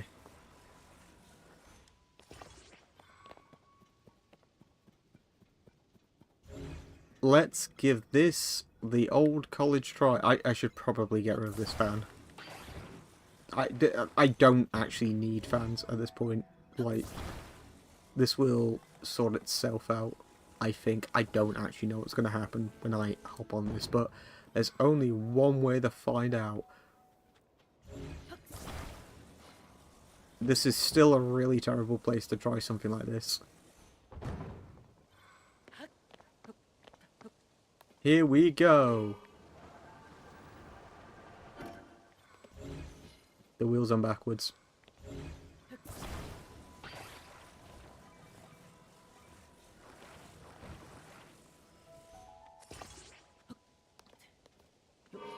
Here we go.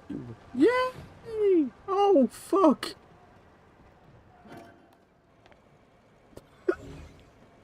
Wow. That did not last. Oh god. Hang on, let's just... Okay. Right then. I'll do it the way I initially intended to do it. It'd be great if it stopped rolling first. Nope, it's gonna... Okay, I've created a death trap. There we go.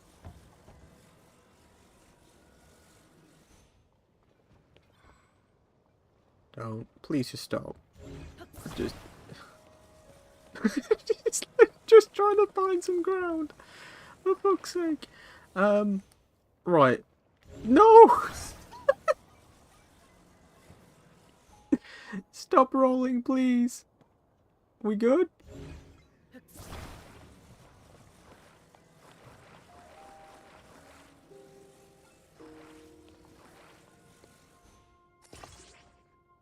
No, no we're not. That's not what I wanted to do. Okay, it's fine. It's flat. I have no idea how it's flat, but it's flat, so that's fine.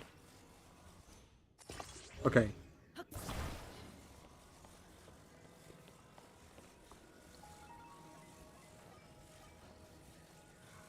Because this is how I sort of wanted to try it.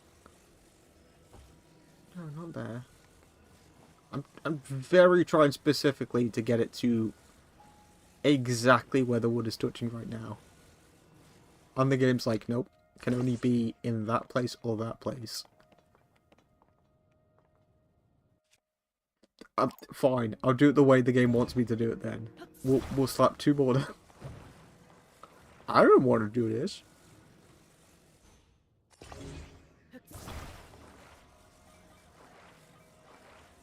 Because I don't think that this is going to work well.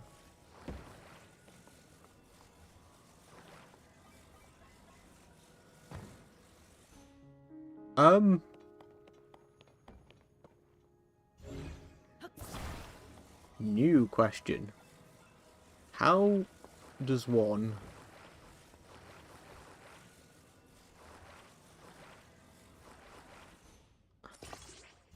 Okay, that's good, that's good. Just as long as the other side doesn't pop out like that. They're way too close together.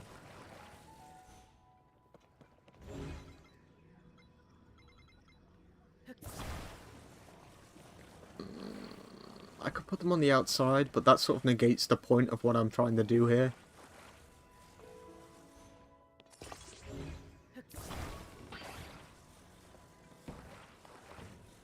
I also don't like how loose they are. Oh, this ain't gonna go well. This ain't gonna go well. They're all gonna fall apart, aren't they?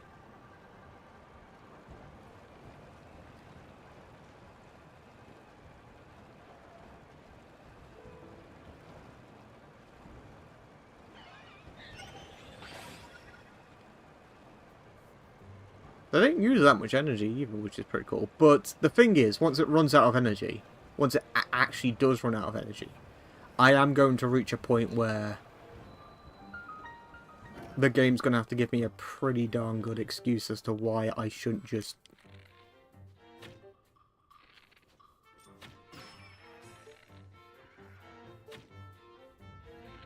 like, walk to areas.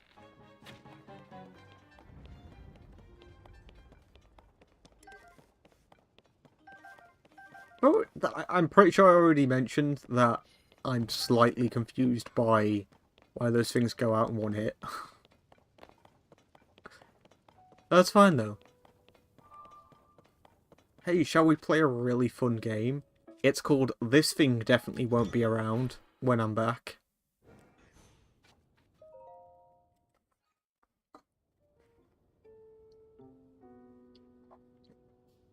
Please keep the vehicle here. For the love of God, please leave the vehicle there. I'm still annoyed by something as simple as like a bridge I've made just despawning when I come out of a shrine or out of a cutscene. Specifically because you're just wasting equipment at that point. Right, okay, this is a simple one. Make it go the other way.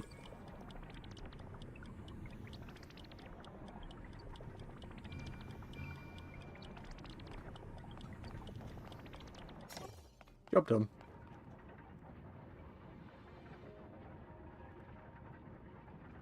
Oh god, it's doing the golf thing. Please just settle. Just do it. Please. I beg... Wait, hang on. You can pick up the ball. Okay, that's another way of doing it.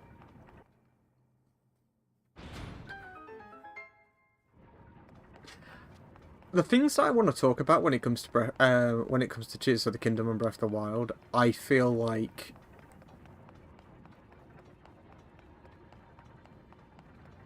they could take up like topic videos by themselves at this point. I have so much I could... I've got so much I could actually...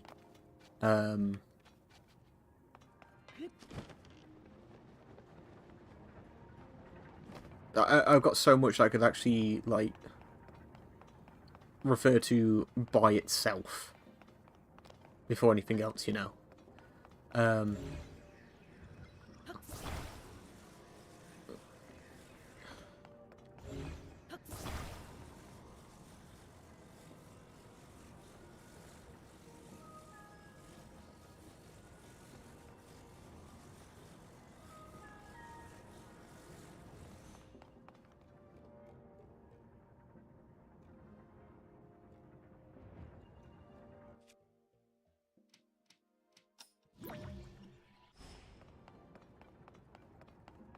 Oh, I see what I've done wrong there.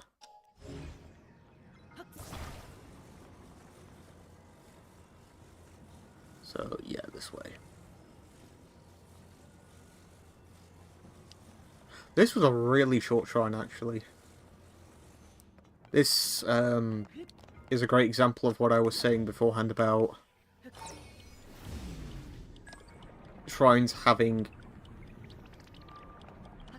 really decent concepts, but never expanding upon them. Like this here. That's it. You know, we've done 2 rooms and it's done. And there's going to be other shrines out there that... Yeah, there's going to be other shrines out there that will utilize this concept and explore it further, absolutely. But with the non-linear approach of this title, and like with Breath of the Wild, you can't account for the player coming across them again. So you could scrap the dungeons, scrap the Divine Beast from Breath of the Wild, and just combine these shrines together. Makes, like, because putting the puzzles together, it feels like it's actually, like, well thought out, but I'm getting a fraction of potential. That's the term I want to use. Like, a fraction of what could be a much larger and complex puzzle. Because when you think back to... I mean, Ocarina of Time is the golden standard with this idea, right? Like, I even think that Ocarina of Time beats out A Link to the Past when it comes to how it designed... Not... Yep, how it... how progression works with its dungeons. It will introduce a concept within one of the first rooms, and in order to proceed, you're going to have to understand and try out that concept. And in the second room, they will bump up the difficulty, and then using that concept will be a main factor in navigating the dungeons themselves.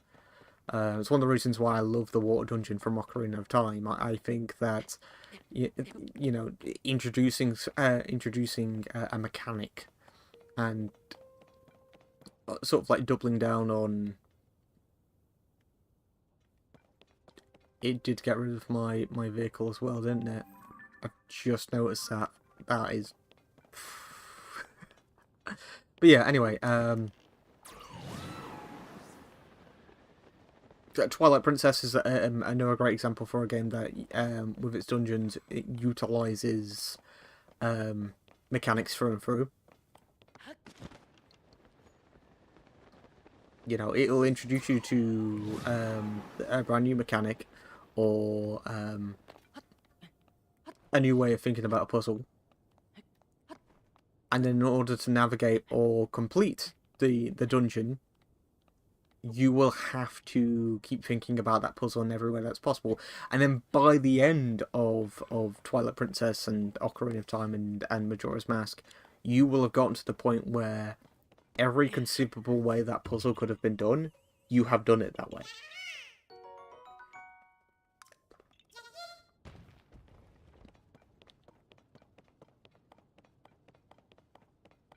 The only issue, the only major issue I have with traditional Zelda dungeons is the fact that it rarely, but at least in the 3D iterations, they rarely combine concepts together. More often than not, they will take a single puzzle concept and then they will run all the way with it in a single dungeon, and that'll be it. You know, you might get like an intriguing crossover puzzle in one dungeon every now and again, but it will be rare for that to happen.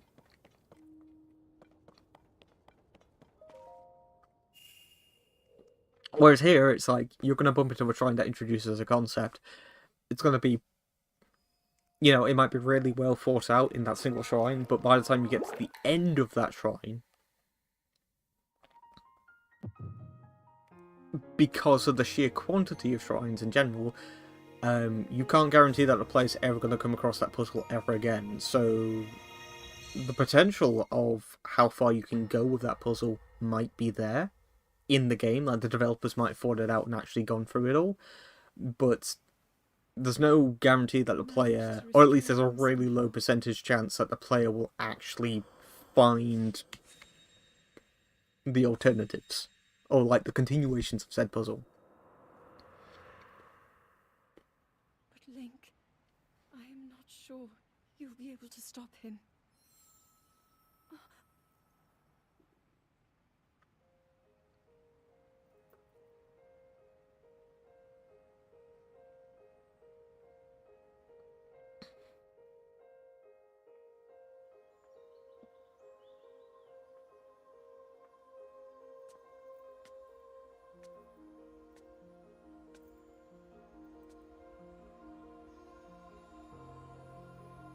This is the Temple of Time on the ground. Or this version of the Temple of Time on the ground. So wait, hang on. Temple of Time ruins. And then we go all the way back in the past, and then there's just the Temple of Time. So there are two Temple of Times.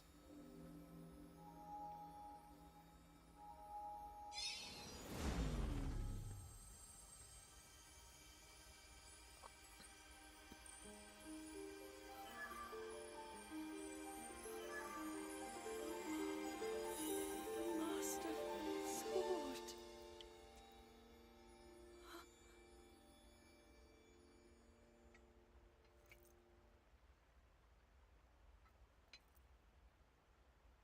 How is the Master Sword?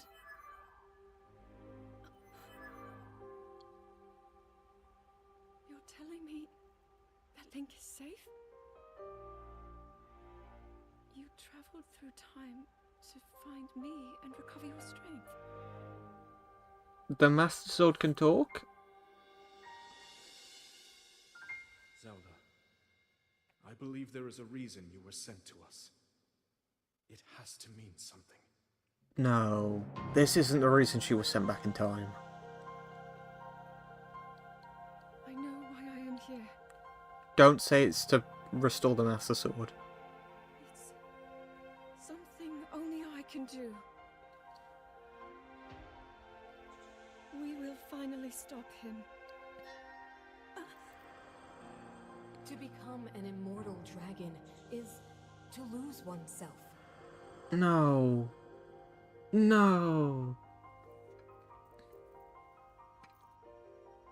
I'll be forever changed.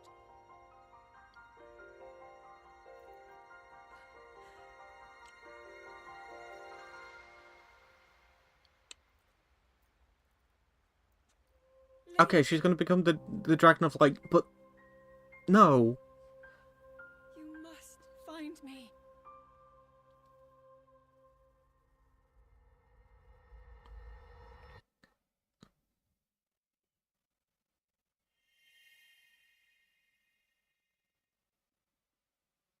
Oh, that is so stupid. On so many levels, that is so stupid.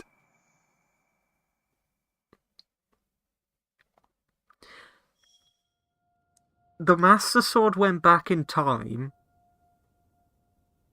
Firstly, let's just get that out of the way with.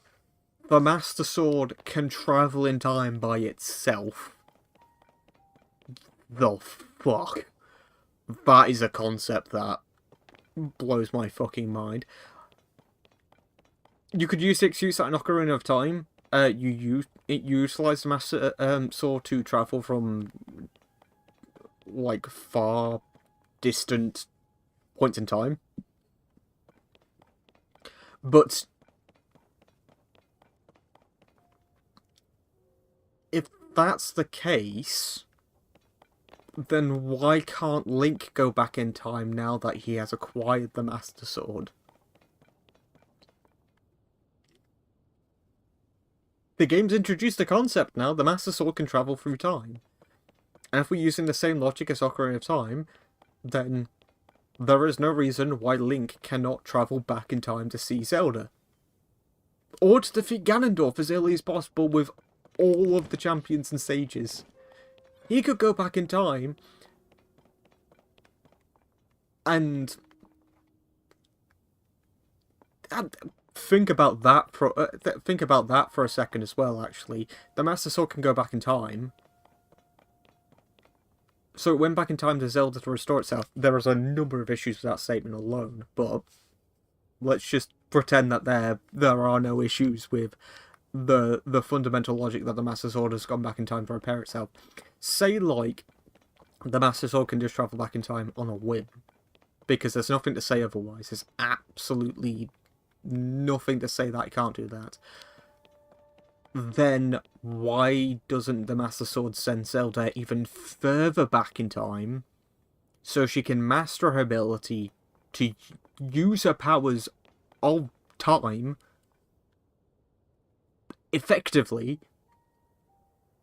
She would have way more time on her hands. She's infinite. She would literally have an infinite amount of time on her hands. There are zero, like, doorstops to this. There are zero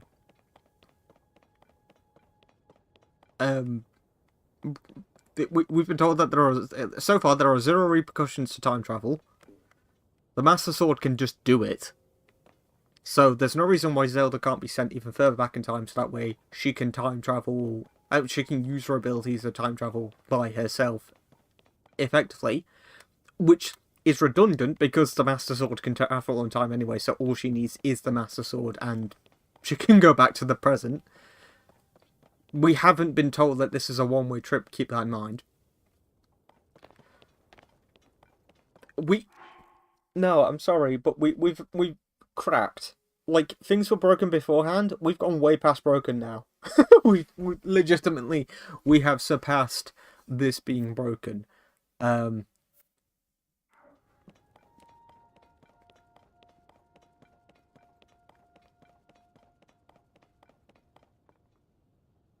It was at least loosely explained in Ocarina of Time that the Master Sword can only transport Link back to 2 points in time. And it was implied that's because the Master Sword can only go to the 2 points where it was placed in the Temple of Time.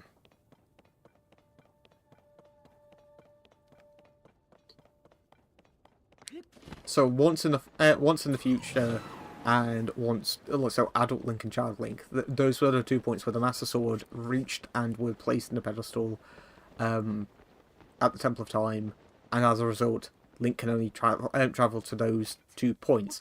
There's not a reason given as to why that's the logic, but it's like, it's a rule enough.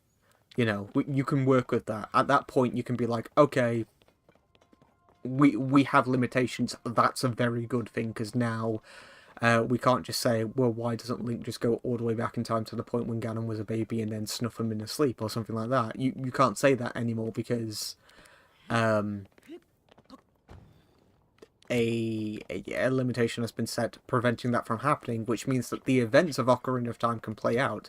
I'm not going to say that Ocarina of Time has, like, a genius story or anything like that. It's in terms of writing, it's absolutely fine. It's not bad. But the fact that it has a rule set is a great thing.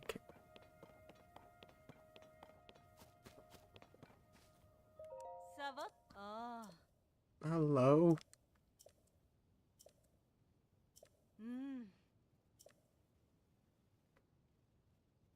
Creature called Satori. Okay. Cool. Anyway, yeah. So Ocarina of Time, at the very least, had the audacity to... the foresight, rather, to place restrictions on how its time travel works. Its time travel has a rule set, and that's, once again, that's extremely good. You never want to have a time travel story where the rule set of time travel is blank, because then your story's broken from the get-go. You can logically and reasonably come up with like 1,000,000,001 reasons as to why the narrative can't work, simply because the rules haven't been explained. And then chief among them will always be, why can't you just travel back in time and prevent these things from happening in the first place? And then won't that initiate the grandfather paradox, where there was no reason for you to go back in time because you went back in time to fix something that's only caused because you went back in time. It's a loop. It's a broken loop. But once again, Ocarina of Time at the very least had the force. Oh, holy shit, that's scary. Had the foresight to place a very simple rule onto how time travel works in that game, and that's great. You know, it's not thoroughly explained, but we're given just enough information to work with that.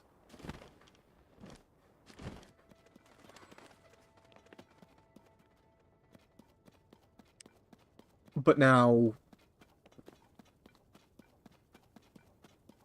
in this game, we've just effectively been told that the Master Sword can time travel, and we haven't been given any restrictions on that. So there is no reason why...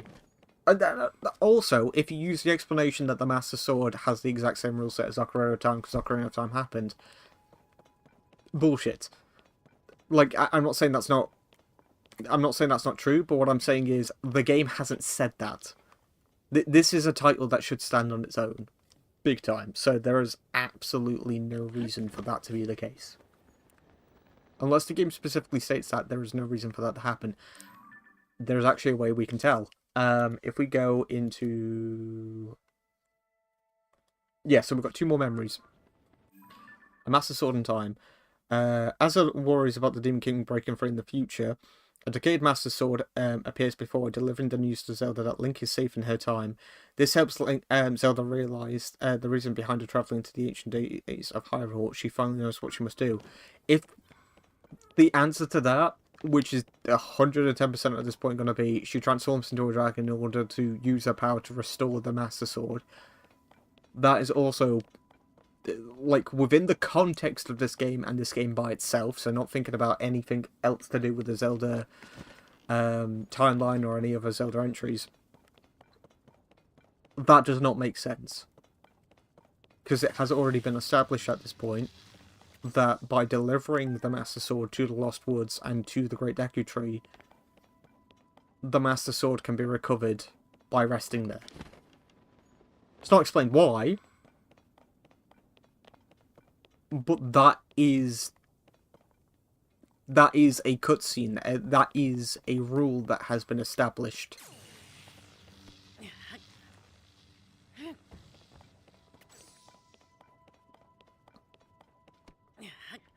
As a result, Zelda transforming into a dragon in order to restore the Master Sword is redundant. There's no reason for her to do that. She can just leave the Master Sword in the Lost Woods, and then it would heal itself.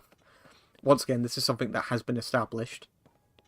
I don't even know why. If you're going to do a storyline like this, I have no idea why you would,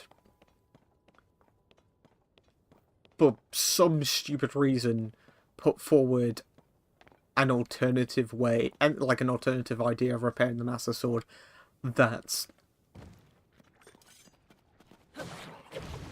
acts as an active detriment to everyone involved in that scenario. Like, let's talk about the logic there, okay? So, but this is why this is a clusterfuck as well, because every step of the way this world building breaks. Firstly, Master Sword can travel back in time. We haven't been the Ocarina of Time rules have not been reiterated, which means that it's safe to assume that because of the ambiguity, there is no reason why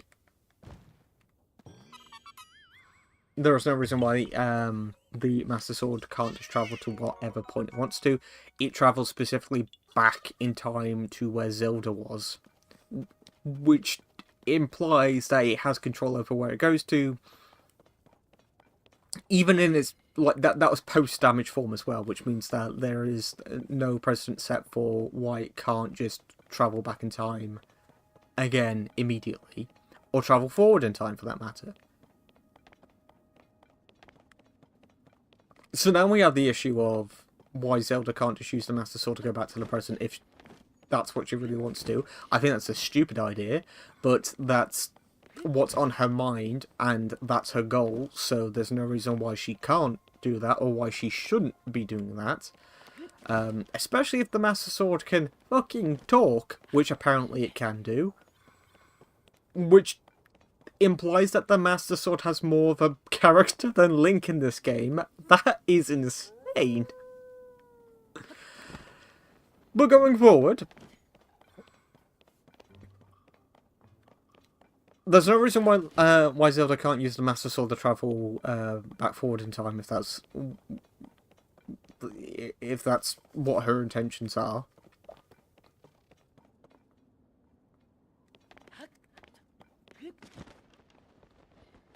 And there's no reason why the Master Sword can't take Zelda even further back in time if her intentions are to master her power of time.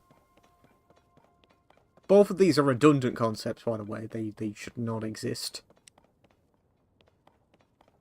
Because essentially what you've got is someone who... something that can time travel without a limit. We have not been given a limit on the Master Sword's ability to time travel yet. So it's perfectly acceptable to believe that the Master Sword can just time travel without limit. That is insane. But following that,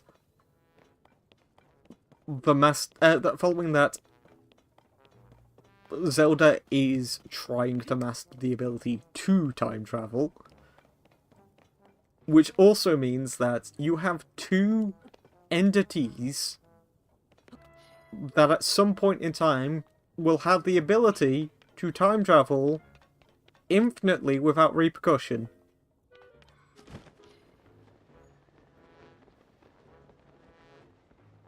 This is broken. And to reiterate once again, the Master Sword has been established. There was a very specific cutscene for it. The first place where Link is going to look for the Master Sword as well is going to be the Lost Woods, because that's where it was in the previous game. That's the iconic location of the Master Sword. But also because... I mean, granted, there is every opportunity that Link will stumble across the dragon before even knowing about the Lost Woods. That's also something that can happen. But considering this is a direct sequel to Breath of the Wild, if we keep that in mind as well, Link will have the prior knowledge that the Master Sword is at the Lost Woods. So Link will go to the Lost Woods, find the Master Sword, and not find the Master Sword, sorry, but be told that the Master Sword is on the dragon. Zelda's made this so much harder for Link as well in the process. Let's keep that in mind. By turning herself into a dragon and placing the Master Sword on her, which I assume that's what's happening at this point in time, by doing that and not placing it in the Lost Woods for some reason, she is forcing Link to go to a place and then go, oh, the Master Sword isn't here. Why the fuck isn't it here? And then the Great Deku Tree is like, well, it's on a dragon. Why the fuck is it on a dragon? And then we find all these memories that say, oh, well, Zelda put it there in order to heal the Master Sword. But we literally just got a cutscene saying that the Master Sword can be healed at the... Oh my god, this is terrible. This is actually terrible. What the fuck? What the fuck? Giving the Master Sword the ability to time travel without limitations is already a major fucking issue. But for some reason, the writers thought it would be a good idea to give a character supposedly the ability to time travel as well. There are two major factors at play there. There is no excuse why all of this couldn't have been avoided. In fact, fuck it! The events of the entire Zelda franchise could have been avoided!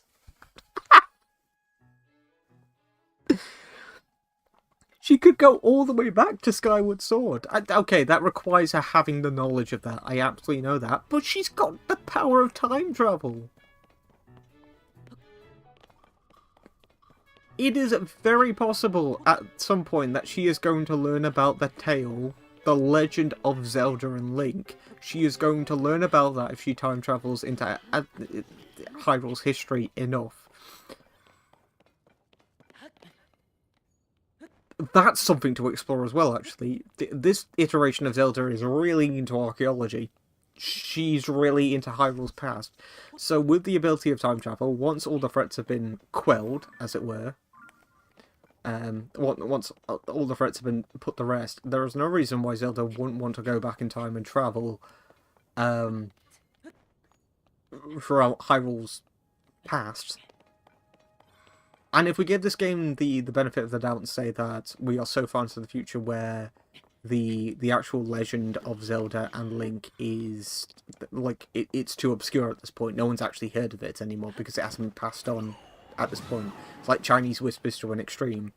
Say, like, that occurs, which, fine. That's absolutely fine as a concept. That would explain why no one's heard of Link, Zelda, or Ganon, or even Ganondorf in the past.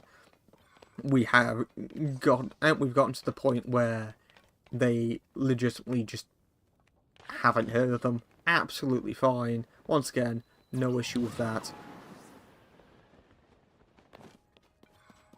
Zelda would travel back in time, learn about it, eventually, and then she would be curious enough to try and follow it back to the point where she would hear about Demise, she would hear about the original iterations of Link and Zelda, and she could put a stop to it.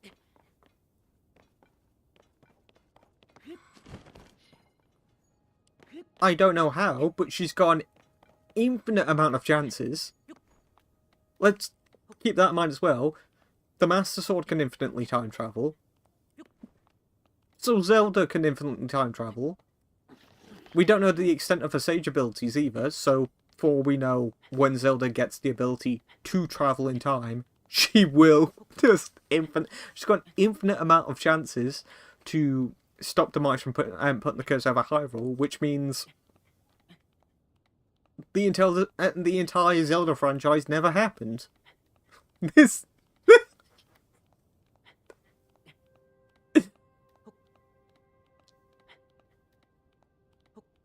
this has to be the worst Zelda narrative ever.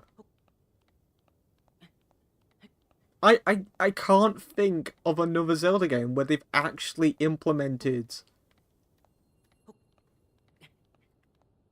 a narrative element that's this broken. Once again, it's one of the things about Ocarina of Time and even Majora's Mask, there is a rule set given behind time travel.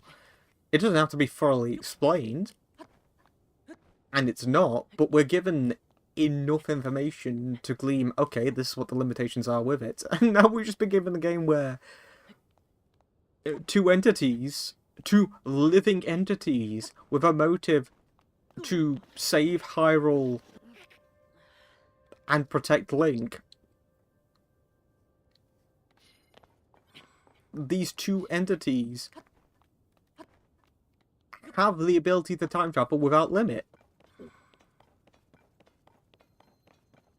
I'm gobsmacked that they wrote that in.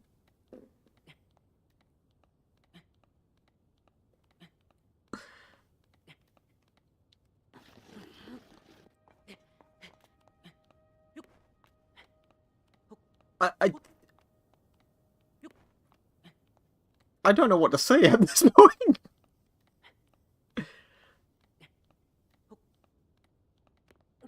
At the very least, we could have had, like, the ambiguity behind Zelda travelling in time. You know, it was like, okay, she's got latent abilities because of the secret stone, right? Fine. That's fine. And she doesn't know how to utilise it, which means that because she doesn't know how to utilize her abilities, she can't travel in time at that point. You know, and because she doesn't know how to utilize those abilities, there's no saying that within her lifespan, within the entirety of her lifespan, that she'll ever learn how to time travel effectively. Fine. Fine. But then the Master Sword just shows up. There's no fucking way we've already got another blood moon. We've got another blood moon. Where is it?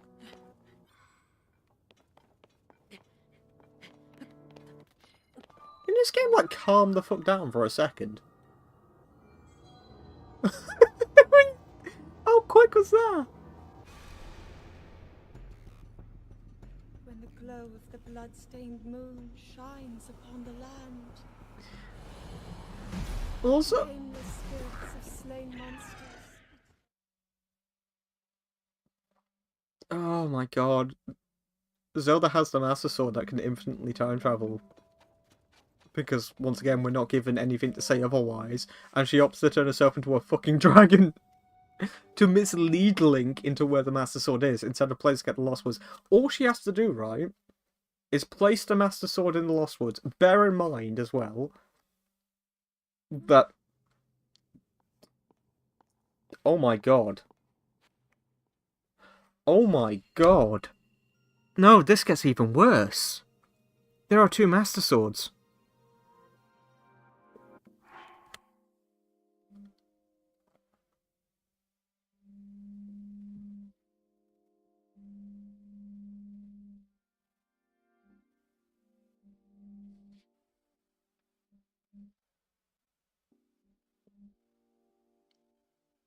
I'm having a mental break. What the fuck? There are 2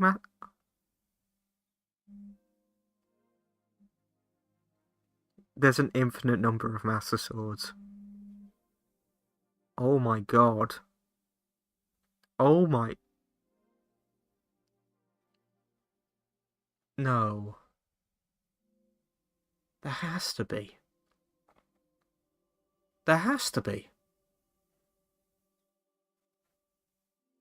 If Zelda goes back in time with... and the Broken Master Sword ends up back with her, and then she transforms herself into a dragon in order to heal the Master Sword, and this is a direct sequel to Breath of the Wild, and we've had a cutscene in this game that establishes that the Master Sword was found in the Lost Woods, that implies that at some point in time, the Master Sword was in the Lost Woods. Now, if Zelda transforms herself into the Dragon of Light, the Light Dragon, and places the Master Sword in her in order to regenerate,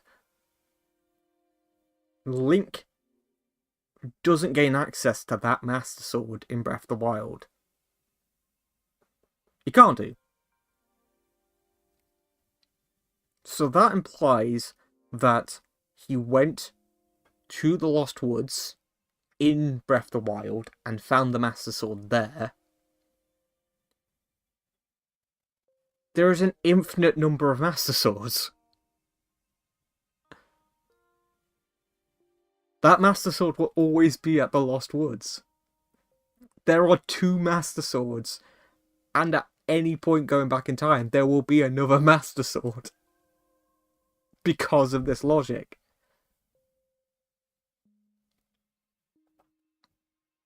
I can't believe... And it's the same Master Sword as well. There's an infinite number of the same Master Sword that can infinitely time travel.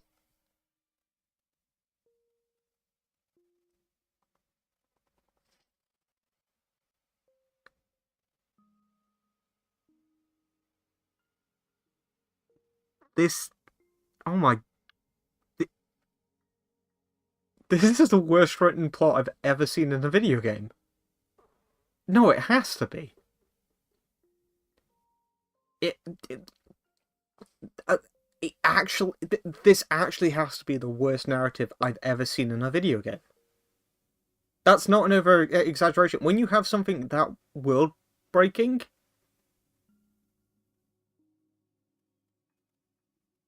and no one thought about that. No one thought about that when writing this game, and they have cutscenes that allude to the fact that the Master Sword was found in the Lost Woods. This is a direct sequel to Breath of the Wild as well, so as Link, you do find the Master Sword in the Lost Woods. But we also have this game confirming that Zelda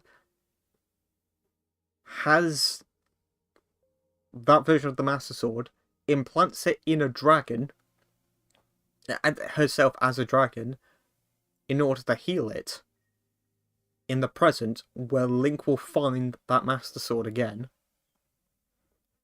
But during the events of Breath of the Wild, there were 2 Master Swords in that case.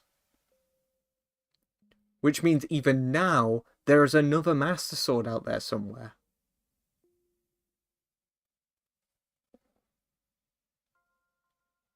There has to be. No, legitimately, there has to be.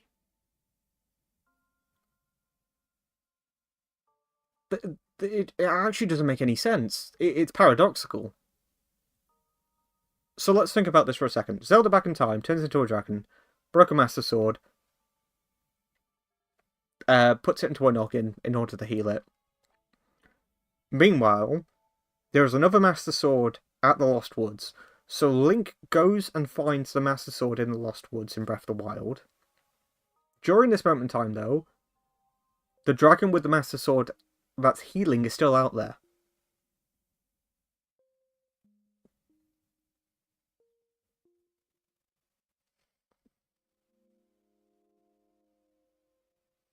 But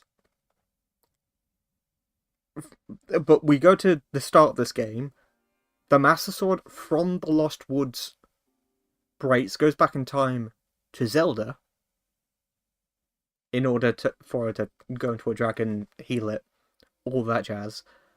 The other Master Sword... Where would the other Master Sword be at that moment in time then? Like, in the present right now?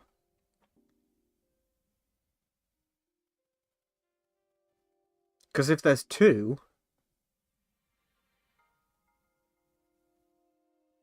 Link pulls the one from Zelda's head in this game.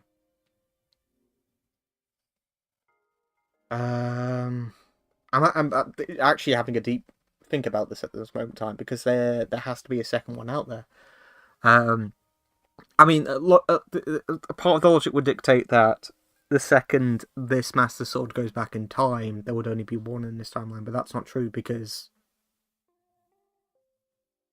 it returns to the present anyway.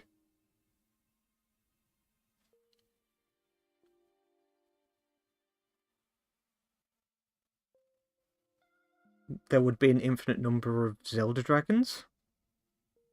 Is that what would happen? Every time Zelda puts the sword into her head, there is still another Master Sword at the Lost Woods.